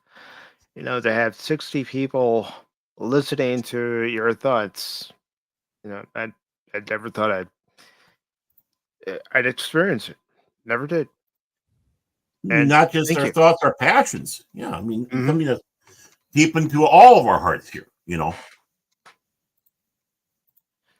And with that, I thank you very much. And as I say now, since, you know, I did remove the baseball content from the channel because the channel's shifted its focus onto entertainment and gaming, don't ever give up on me in a game, because just when you do, you might miss something.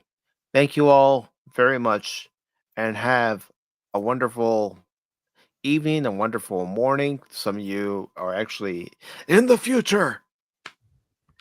But thank you, everybody. Have a great night. Autobots, transform and roll out. I want to thank my agent, my hairstylist, my mother. I want to thank all those wonderful little people I stepped on to get here. Thank you all. If it wasn't for you, I wouldn't be here. Baron, how about we thank Dadman Walking, Dadman Mason Walking, Fox of 540 Studio, Janet from Another Planet, yeah, Janet, Bill McCracken, wow, Tim Stock, yeah, there we go, Tim. Fox Friday Nights, yeah, Anonymous, DJ Ronnie G, FKHC 2005, also known as Tim, and also Big Daddy T-Gap Steve, and Paul of Phantomology. Thank you all once again, and have a great night. Night.